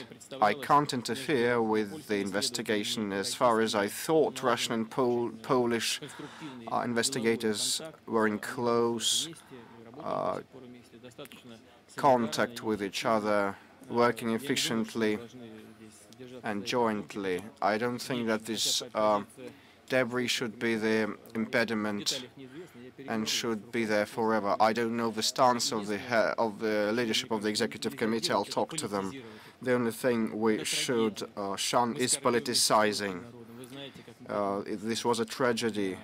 We expressed our condolences, and we mourn together with the Polish people, and we want the investigation to be as objective as possible. But if the weather conditions were poor and adverse, and 2 hours there was an Polish aircraft that landed 2 hours prior to the president's aircraft, and he had warned the presidential aircraft that the conditions were adverse and no one should land, but still the presidential aircraft approached the ground and tried to land. So I don't think now we should go into detail and delve in here.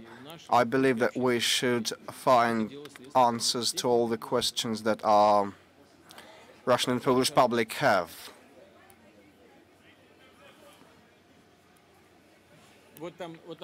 Over there, there's a young lady with some animals. Good afternoon, Vladimir Vladimirovich. What animals are there? This is a cat. I was just attracting your attention. I'll demonstrate it to you. So your question is not about animals? No, it's related to children. Russian news service, Alexandra Krasnogorodska.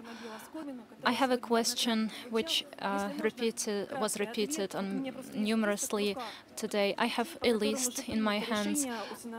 It consists of children who were already banned for adoption by foreign parents. There are 9 of children, and they have various diseases. They are of 5 to 6 years old. What is about to happen to these children if you sign this draft law? And the second question about the educational role of our state. During Soviet times, the state played such a role, but currently we know that there is a huge financing of state channels and movies. And I have a question. Why such TV channels, which are state-owned, have journalists who allow themselves to focus the negative conditions of our country? I mean, Shvanidze, Darenko, Posner, and so on. They are criticizing various scolding Russian Orthodox Church. 2 questions. As for the first question, I've already said I haven't seen a text of the law. Has it been approved in the second reading? Right? I need to have a look, and then I'll be able to make a decision on the children which you mentioned. And we're talking about the ban which will be applicable not for all adoptive parents. And I need to have a look at the text. So, moreover, we have an agreement which is still in force. We have to consult legal experts how they will correlate the existing agreement and this law. Now I'm not ready to answer this question. And second, as regards the position of several mass media, as regards to certain issues related to our life, I wouldn't scold them, because the federal channels, which are already heavily criticized, and their position is criticized, but I believe their position is to present to the public various opinions, and it is up to the journalist to interpret this opinion. It can be then interpreted correctly or unacceptably. But I count on those people who will hear us, and they believe that the interpretation of their opinion is right. Internet media. Where is it?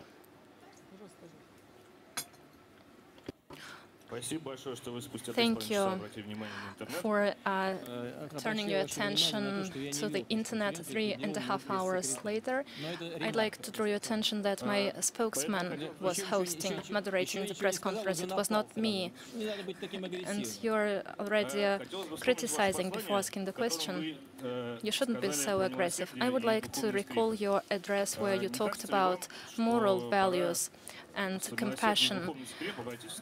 Don't you think that compassion and moral values should be should relate to the imprisoned people? You must know Mr. Akimov, who is losing his sight and who is in prison now, while Mrs. Vasilyeva, representative of the Ministry of Defense, inflicted greater damage and is now living in a huge apartment. This is my first question. And second, don't you think it's strange that such a strong country as Russia, by the force of the investigative committee, whose enemy is not Georgia, and internal enemies not Alexei Navalny and small opponents Razvozhaev and Lebedev, who are before the court for actions against Russia? You're welcome. As for the enemies of investigative committee, it has no personal enemies. This committee is in charge of monitoring the implementation of the legislation and, in case of violations, to ask the court to make final decisions. We should pay our attention to this fact. And as for this Georgian politician, he's not the enemy of the Russian Federation. This is a person who tried and maybe is still trying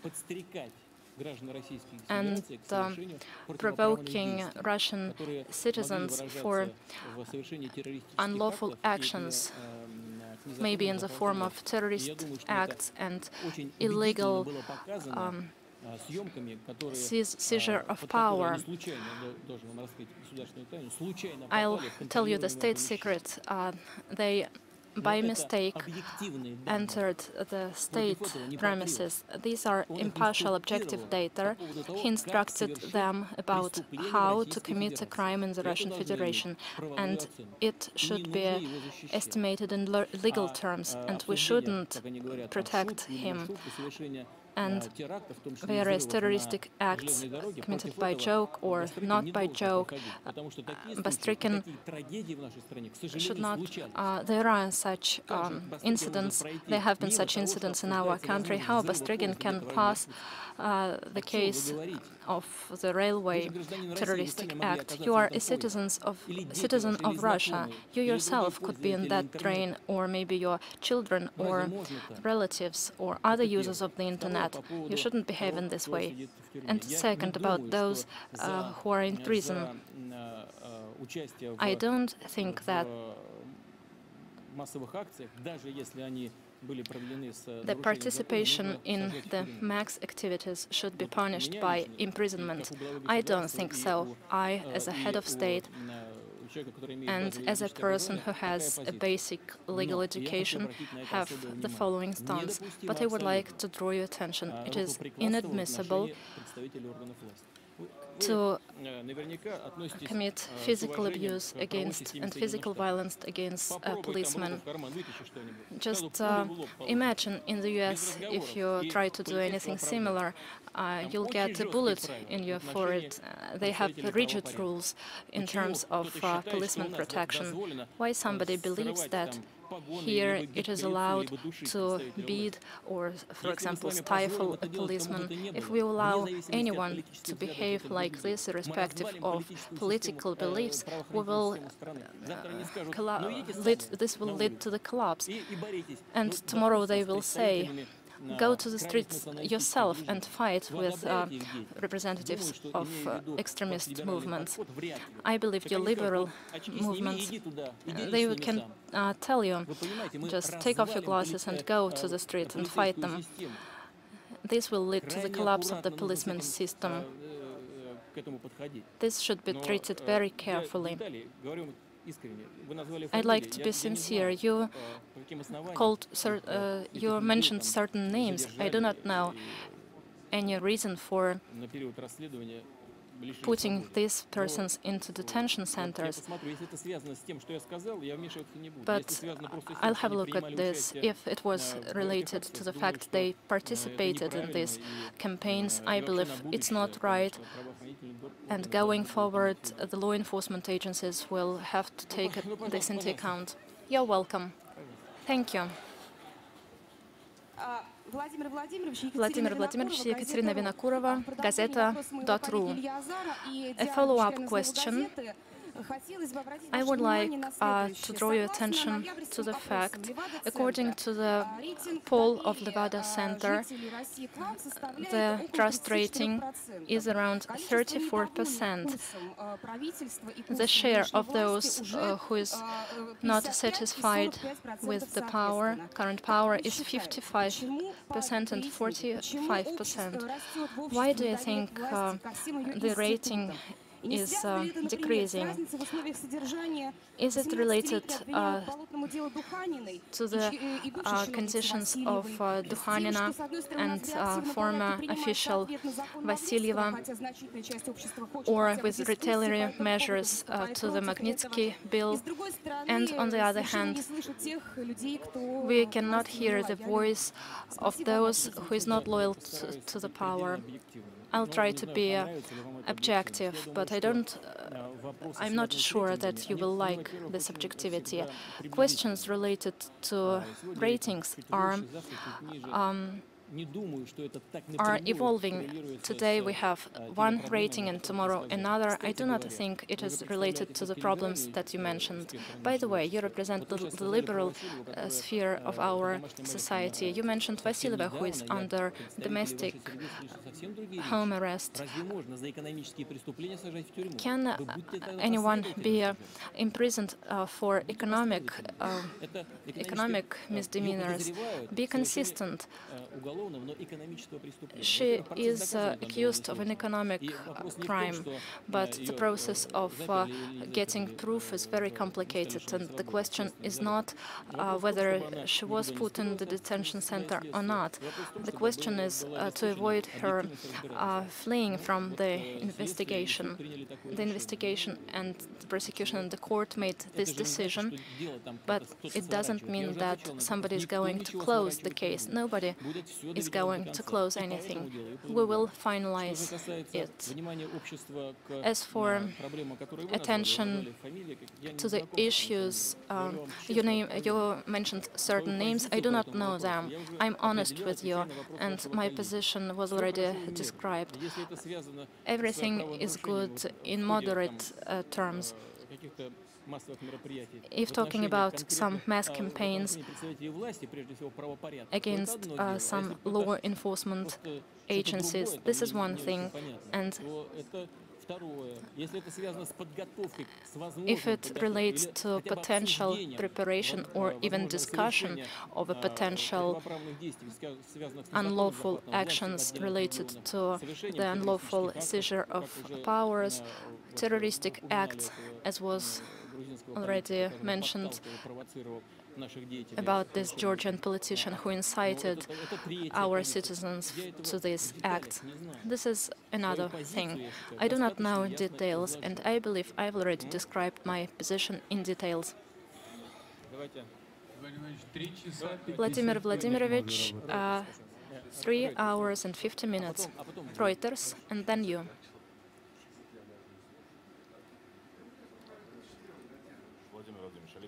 Vladimir Vladimirovich, Alexei Nishuk, Reuters. Recently, it was reported that the Russian court made a decision to decrease the duration of detention of Khodorkovsky. I believe it's no secret that such decision, the Russian court, being an independent one, cannot make without agreeing it with you. Several years ago, you said that the thief should be in the prison. Have you changed your view? Do you believe that Khodorkovsky spent enough time in the prison? Listen, you have wrong interpretation of our judicial system functioning. And second, for 4 years, I was not head of the state. I could not influence. I want you all to hear, I have never influenced the activities of law enforcement agencies. I did my area of job. But still, the court kept their opinion. They made certain amendments to the existing laws, which served as a basis for the court to make the decision you mentioned. It all is in line with the applicable legislation and practice. And as for my words that the thief should be in prison, nobody's against it. For example, when our liberal activist was put under home arrest, make a choice. Do you have some discriminate attitude to this question? As for Mikhail Borisovich himself, we do not have any personal persecution here. I recall vividly how this process developed. They try to present it as some political action. Was he a politician? Was he a deputy? Did he lead a certain party? There was nothing like this. They are talking about a purely economic crime. But the court made this decision. Just have a look at the US. They sentenced to 99 years of imprisonment or even 100 years. Another good example, in regards of one of the funds, head of one of the funds, it was a tragedy. He committed suicide and his members as well. They are talking about the discriminate use of the law, selectiveness of law. It's the same with us. So we should not politicize these issues. And one more thing, I'm sure that when we act in accordance with the law, everything is going to be fine. Khodorkovsky will be free. There I can see the word taxes. I think it is important. The Glavbuch, the chief accountant magazine, presenting our audience, I'd like to make a proposal. Accountant is a widespread job, but unfortunately, so far there is no day of accountant, no professional. The 21st of November is the day of tax authorities, not of accountants. Probably, if it were possible to make such a day for celebrating, that would be very much welcome. And the second thing is that small and medium enterprises are very much concerned with possible increase of the tax burden. Are you planning a reduction of taxes? And how is the system of insurance contributions going to be developing? We've talked about that so much with trade unions and with experts. Several experts used to say that it was not necessary to increase the insurance contributions, but we did it and the economy changed. Then a question arose. Probably some said it was necessary to bring them back, and again differences emerged. They told us that the economy was adjusted to that and no one had to be done, but we decreased the insurance contributions. Even though now we are aiming at overall a decrease of tax burden in the country, this is closely connected with our social responsibilities and with our revenues. On average, our tax burden is probably even less than in developed countries. Therefore, I think that today the most important thing is to ensure the stability of the tax system. We're going to return back to that. What is that? Please, your question. Your question, please.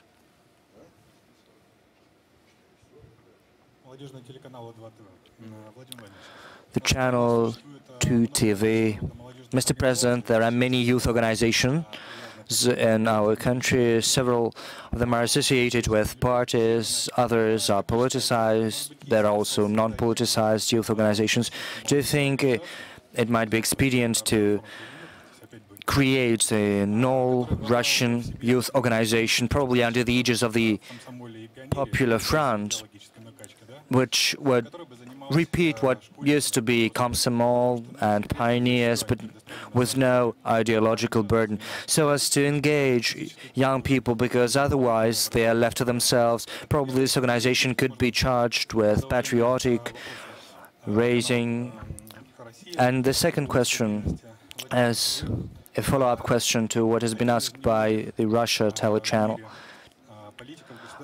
Mr. President, you're one of the few politicians, few statesmen in the world who has such a great experience of running a great country. Probably I would call you Russian Deng Xiaoping. With regard to the scale of reforms you're carrying out, probably you could write a book and share your experience with other people and with the young people in particular. Thank you for this flattering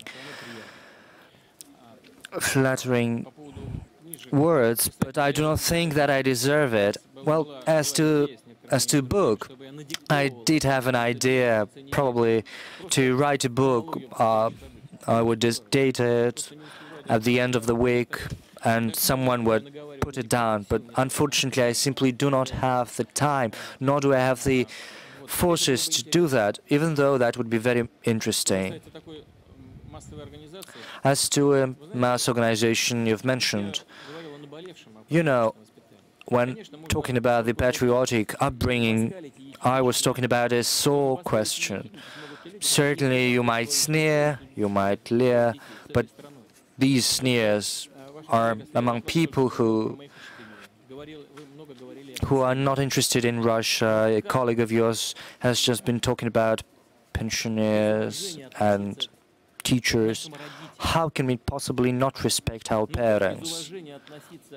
How can one not respect the people who built our country for 1,000 years? If we do not think about that, if we do not consider what has been taught to us by our history teachers, we will have no future. And without a patriotic upbringing, and this upbringing should start at a very young age, we cannot resolve the principal challenges our country is facing. All of you have children, and if you want them to live in this country, we should think about this country. Just look at how other countries deal with those patriotic upbringing issues. You know, they raise the flag of their country in every school. Almost every household has state's flag. And this is not a coincidence, nor is it a trifle. We shouldn't formalize it, we should approach it with imaginativeness, with creativity. So much depends on you.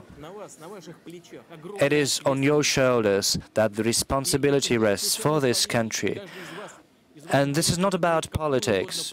Any of your colleagues can have any political views and beliefs, any attitude towards the existing leadership, to international affairs. But there are fundamental principles of the state existence, and one of them is respect for the history of this country and a patriotic upbringing. Probably we could create such an organization in our conditions, but I think that it is very difficult.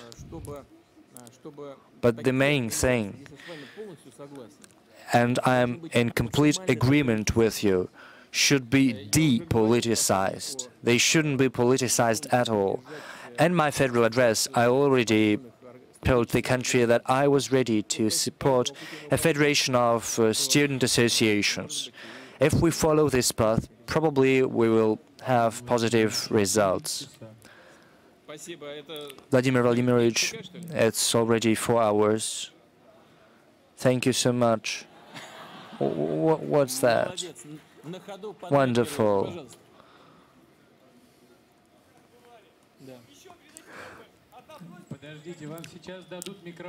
Wait for a second. They're going to give you the mic. I cannot, but from what my daughter has charged me with, I'd like to convey my salutations to you from my daughter, from Anichka, who lives in Irkutsk, and my salutations to her. Thank you, thank you. And the question I'd like to ask, I think, is going to be of interest to everyone who lives in the Russian north. You went to Tixi, and what is the country doing to revive and develop the North Route, the North Sea Route, and the port of Tixi? As you know, that against the backdrop of climate change, the change of climate conditions in the north, the number of navigational days is increasing.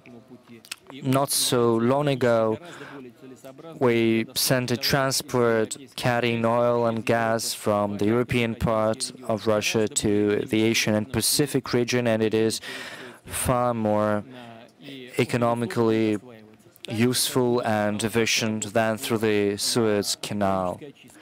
And of course, we are going to work on the environmental protection and clearing of the Russian north. We are going to develop the North Sea Route, providing security checkpoints along the course of the North Sea Route. And I hope that such ports as Tixi are going to be revived. The situation there now is absolutely unacceptable. The decision to close the airport is a contentious one, but I'm sure that these decisions will be rectified. At least what we should do is revive Tixi and other communities like Tixi. I have repeatedly drawn the attention of the regional authorities to pay more attention to developing Tixi. The situation there is very difficult. What is going on there is terrible. I'm not sure that we will have enough time to do that properly. We need concerted efforts of the regional and federal authorities. You know that we are going to develop the icebreaker fleet with conventional engines and with nuclear engines. And this testifies to the seriousness of our commitment to developing this important route, this lifeblood. Let us move further. Astrakhan, please. Thank you, Mr. President, for giving me the floor. And I'd like to thank my balloon as well. Enough of Khodorkovsky, enough of Magnitsky. We invite you to go fishing. Certainly the planes are overloaded already, but the environment is getting better. Rivers are already frozen. Now the regional authorities are clearing the environment. The situation with fishing and fish production is improving. You know, it's a long story. In Astrakhan, there have been demonstrations, and this year the Goscom River Lobster Service has introduced a rule in accordance with which an ordinary fisherman who is going fishing is equal to a captain of a fishery boat. So the situation is equal to illegal fishing in the Black Sea, for instance, and he undergoes a very thorough procedure of licensing, and he should have a special log journal where he should state the latitude, the altitude, everything, where he went, what he did, how much fish he caught. So the red tape is only increasing, and if caught, then the fine is very high. Let's look into that. I promise that, of course, certainly. I will pay attention to this question, and together with the State Fishery Committee, we will see what can be done in order to reduce the red tape. It's, of course, related to the poaching issue. It still exists, but of course it's not acceptable when such conditions for decent fishermen are created. Several years ago I went to this region without mass media knowing about that. So we used the motorboat, and we saw a boat with 4 fishermen who were fishing. I just approached them. One of the men started to make a crossing. I asked him, why? We just, yesterday we got some. And I thought that this is just imagination. So people are quite decent there, quite industrious. We should help them. I definitely raised this issue, and we will see to that what can be done. Just let's respect to our foreign Xinhua agency. Thank you very much, Mr. President. Last week, in your annual address, you said that in 21st century, the vector of the development of Russia is eastward. And in your article published in the beginning of this year, you suggested to use the Chinese wind into the sales of the Russian economy. In what areas, in what industries Russia is going to intensify the cooperation with China in the process of economic development of the Far East region? And what is your assessment of the level of current relations between Russia and China? Relations between Russia and China are at the unprecedented highest level, and level of our interaction in politics is unprecedented. We've never seen such a high level before, and of course the relations between Russia and China are the important factor in international politics. In economy, we should focus on, first of all, on strengthening of cooperation in the high technology area. Partially we succeed in that, I mean our joint project in nuclear energy, but we should do more in some other critically important industries like aviation making. We have plans not only to create wide-body aircraft, but also in other areas like helicopter making.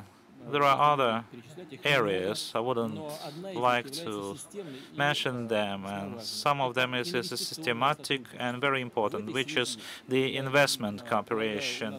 In this regard, we have a lot of attractive assets and areas of cooperation, including Baikal region and Far East. Chinese investors are quite reserved, but still they are quite actively involved in the direct investment foundation. The Chinese direct investment fund is an active player in our foundation, and with the participation of Russian partners, they select the most promising areas. I believe this is very important and quite promising, and I believe these well-known trends would be also very active in the financial sector. The parts of our turnover we agreed to calculate in our national currencies, yuan and rubles. So Los Angeles. Dear Mr. President, Los Angeles Times, Sergei Novikov. You said a lot recently about Evgeny Vasilyeva case and some theft in the defense ministry and role of Surdykov, and saying that we now do not have 1937. But coming back to the main topic, like Sergei Magnitsky case in 2007, we had the repetition of 1937 for 1.5 thousand children, which would not be adopted by Madame Lachova or others who are desperately ill, and US families agree to adopt them, and it would be better for them and the US families as compared with the orphanages. So my question is the following. So coming back to Sergei Magnitsky case, because you mentioned it, Russia had 3 years in order to prepare to work out an answer. What happened? And we wouldn't have had Magnitsky case, and nothing of this sort would have happened. But there is no response, no reply. You know very well, you had a lot of information about other criminal cases. I wouldn't mention them, and I would like to get an answer from you. What happened to 273 million US dollars, which allegedly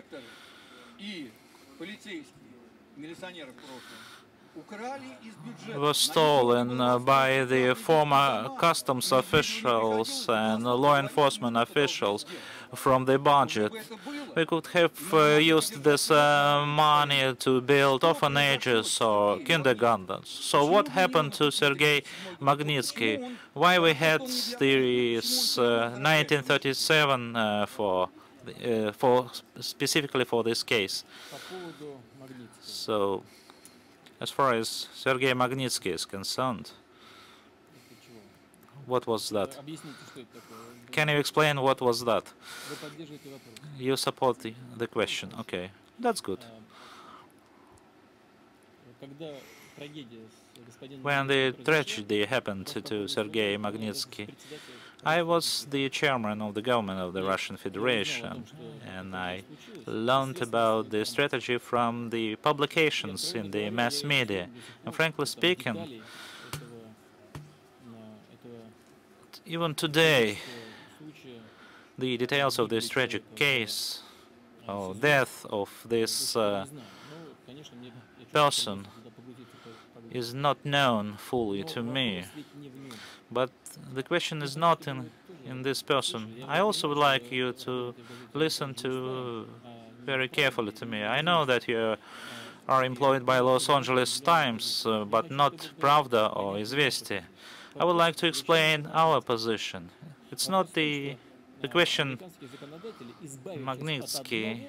So the U.S. lawmakers getting rid of another anti-Russian act, Johnson-Vanik, they decided to adopt another anti-Russian act.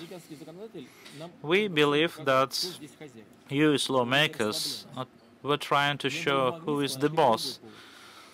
If it's not for Magnitsky case, they would immediately have found another case or pretext. That's the first thing. Secondly, without not going into detail, I know that Sergei Magnitsky wasn't tortured, and he died because of the heart attack. The question is whether he was provided with the urgent medical care.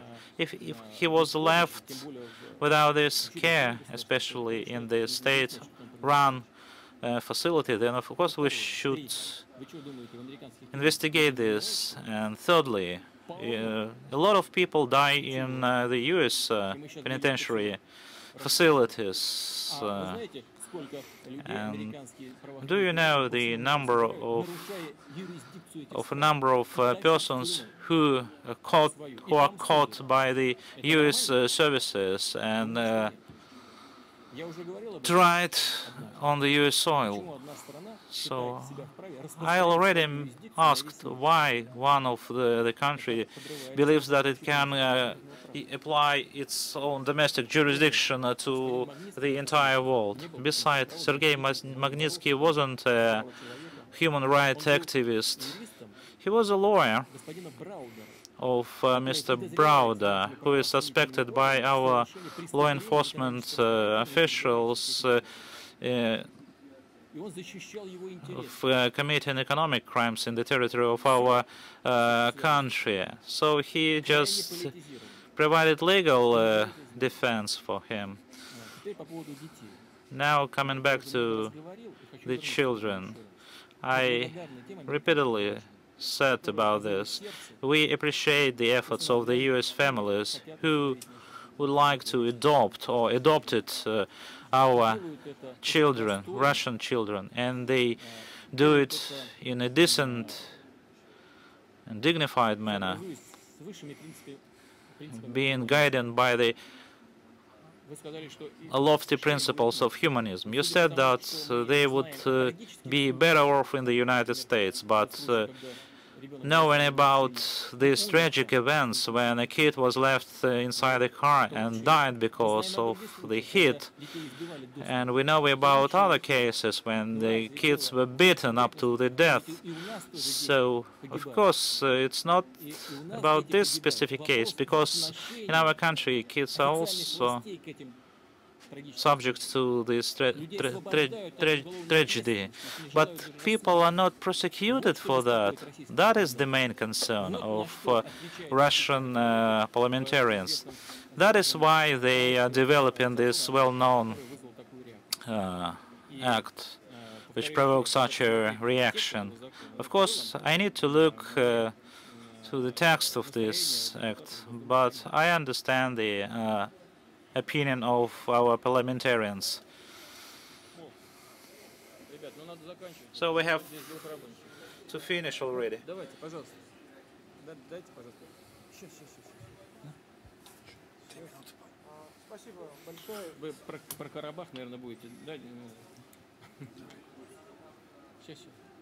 Сейчас, секундочку, микрофончик уже у гражданина есть, он задаст вопрос, потом вам передаст, хорошо? Yeah, so we'll pass the mic to you. Davidov Людиняни, TV9, Georgia, Tbilisi.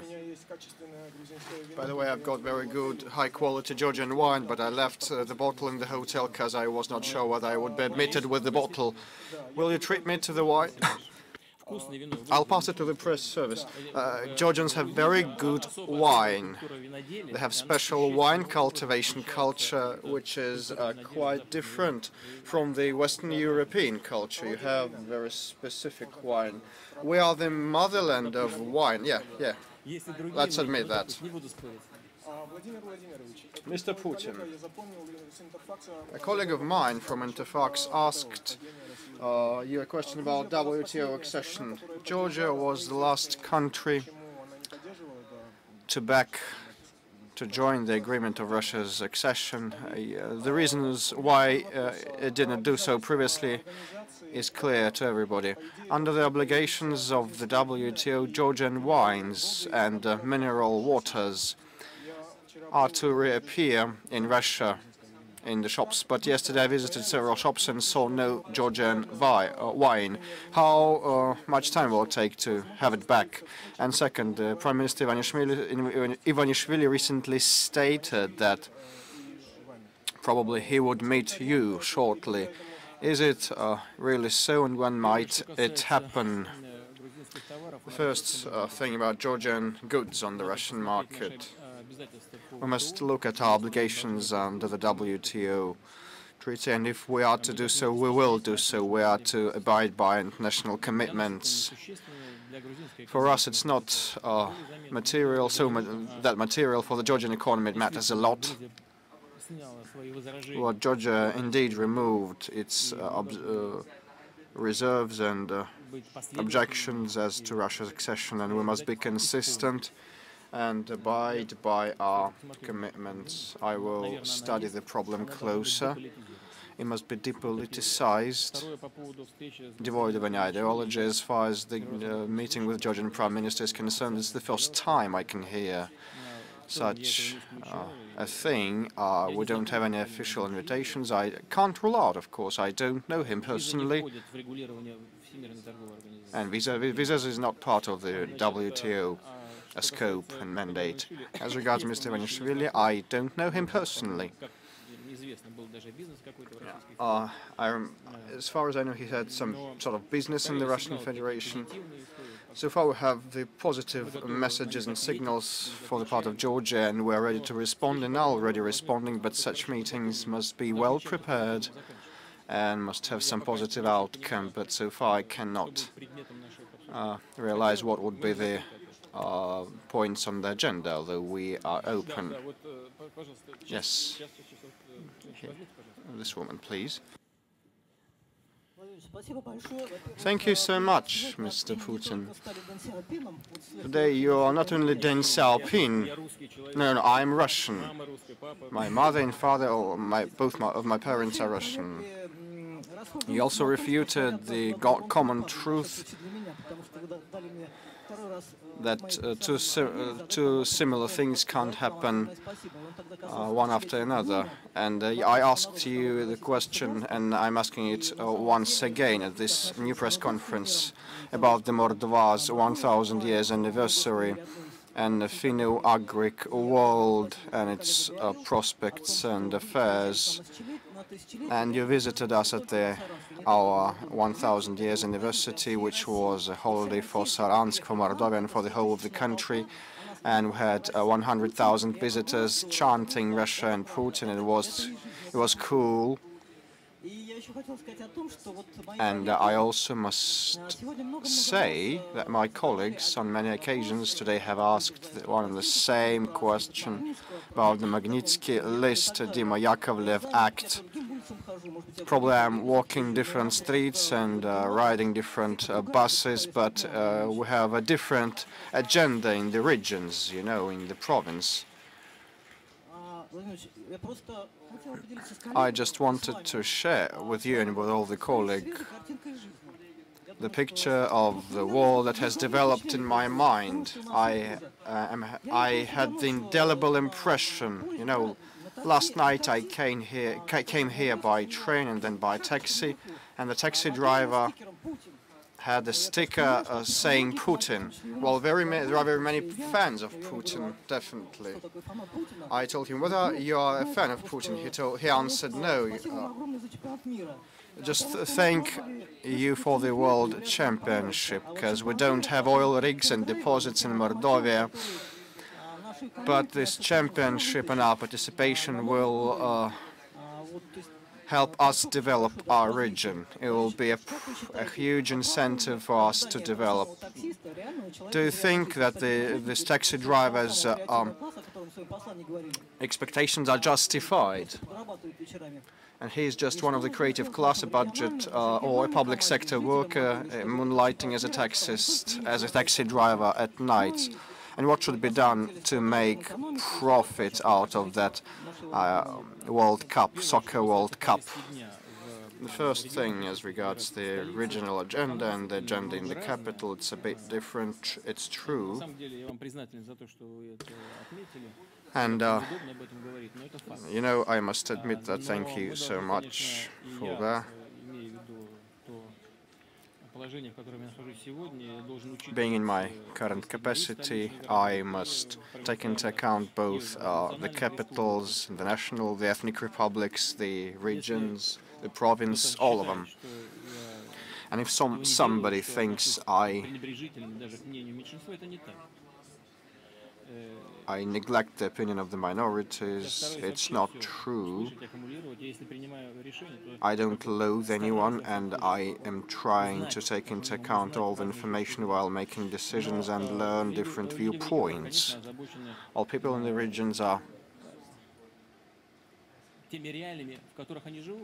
concerned about the reality and the real life of theirs. And we owe a lot to our regions. In my State of the Nation address, I said that, and let me repeat the point, that we must pay more attention to the territorial development, the development of the regions. You can't expand Moscow for good forever. We should have different growth centers and provide conditions. By budget means and the resources, we will not be able to build new cities and towns. We need to develop industrial and productive capability in various regions. And Mordovia is no Far East. But a lot has been done there. We witness a lot of improvements there. Whether the World Cup can be an economy driver, well, I doubt.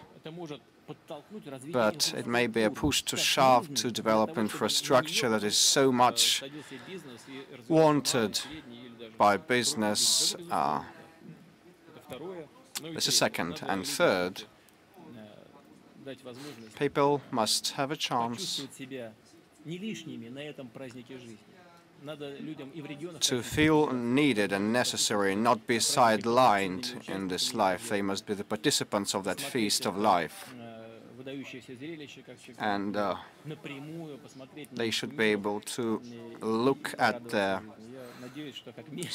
stars, and I hope that we will be able to solve that very task. Yeah, you please. Thank you very much, Mr. Putin. Anastasia Khunovskaya, FM Production Newsroom, the Altai region.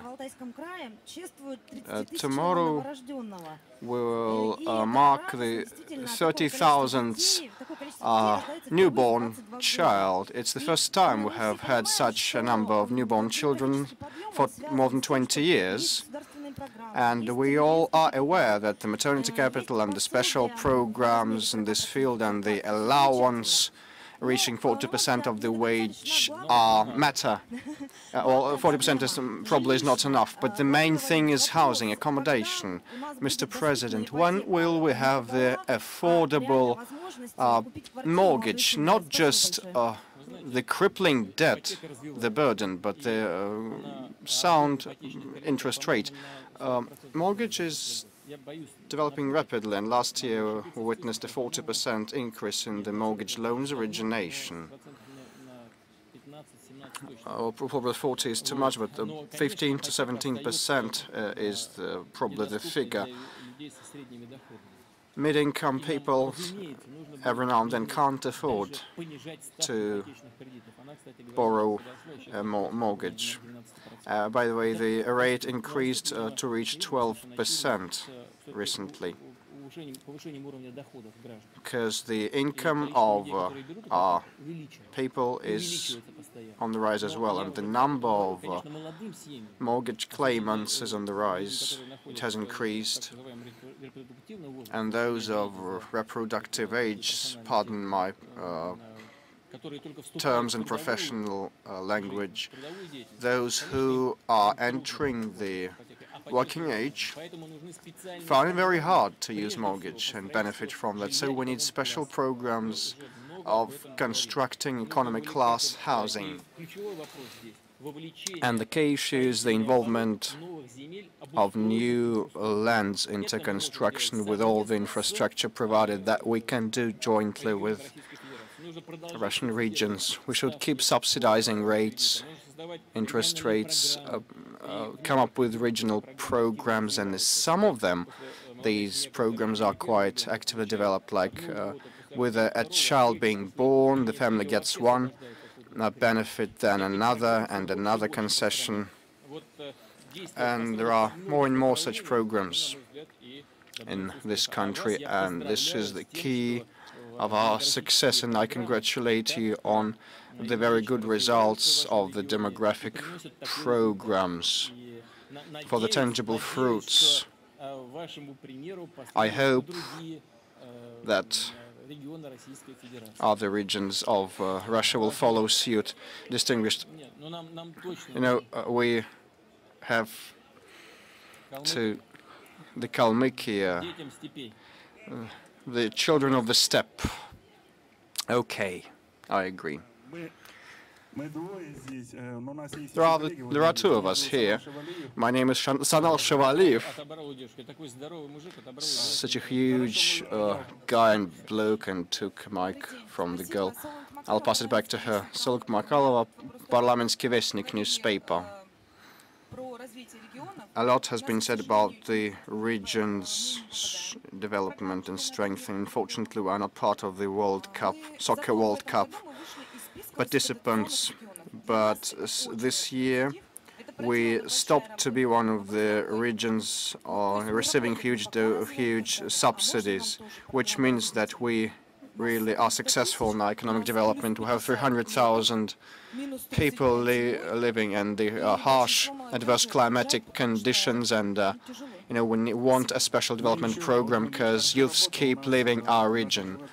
And we have the cattle breeders of ours winning around 10 gold medals at the last exhibition. Yeah, and the animal husbandry in your region is developing very good and successfully.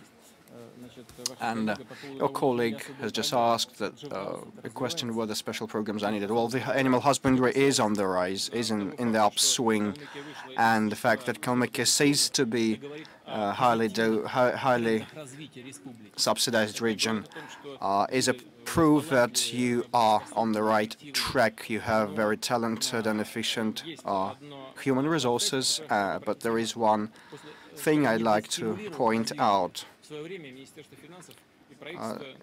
Back then, in due time, the finance ministry made some decision. Like if the region stops receiving subsidies, still there is a certain level of money, federal money flowing to that region for 3 more years, and I hope your case will be exactly the same. But as regards special programs, there must be industry by industry breakdown, not the regional breakdown. We are speaking about regional programs. If things start looking down, like depopulation of the Far East is a huge challenge for us at present, and we are to pay our attention to that. The Baikal and the Far East regions are problematic, and Kalmykia will not be overlooked by us either. I've got a personal request. My daughter has a birthday. Could you wish her happy birthday? What's her name? Kerman. Kerman, I will write some words of best wishes and pass them over to you. Just a minute, a second.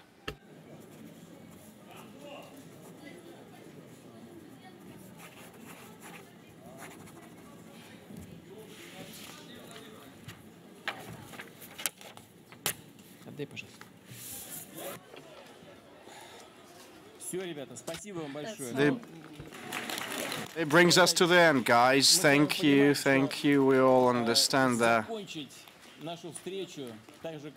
bringing our meeting to an end is hardly possible, so we must suspend it till next time, adjourn it till next time. Thank you for your very favorable attitude. I'm sorry, I beg your pardon if I haven't answered questions of somebody, or I gave wrong answers, or have not given opportunity to speak to all those wishing to. I would like to congratulate you on the upcoming Christmas and New Year. Wish you all the best and Merry Christmas and Happy New Year. Thank you. Goodbye.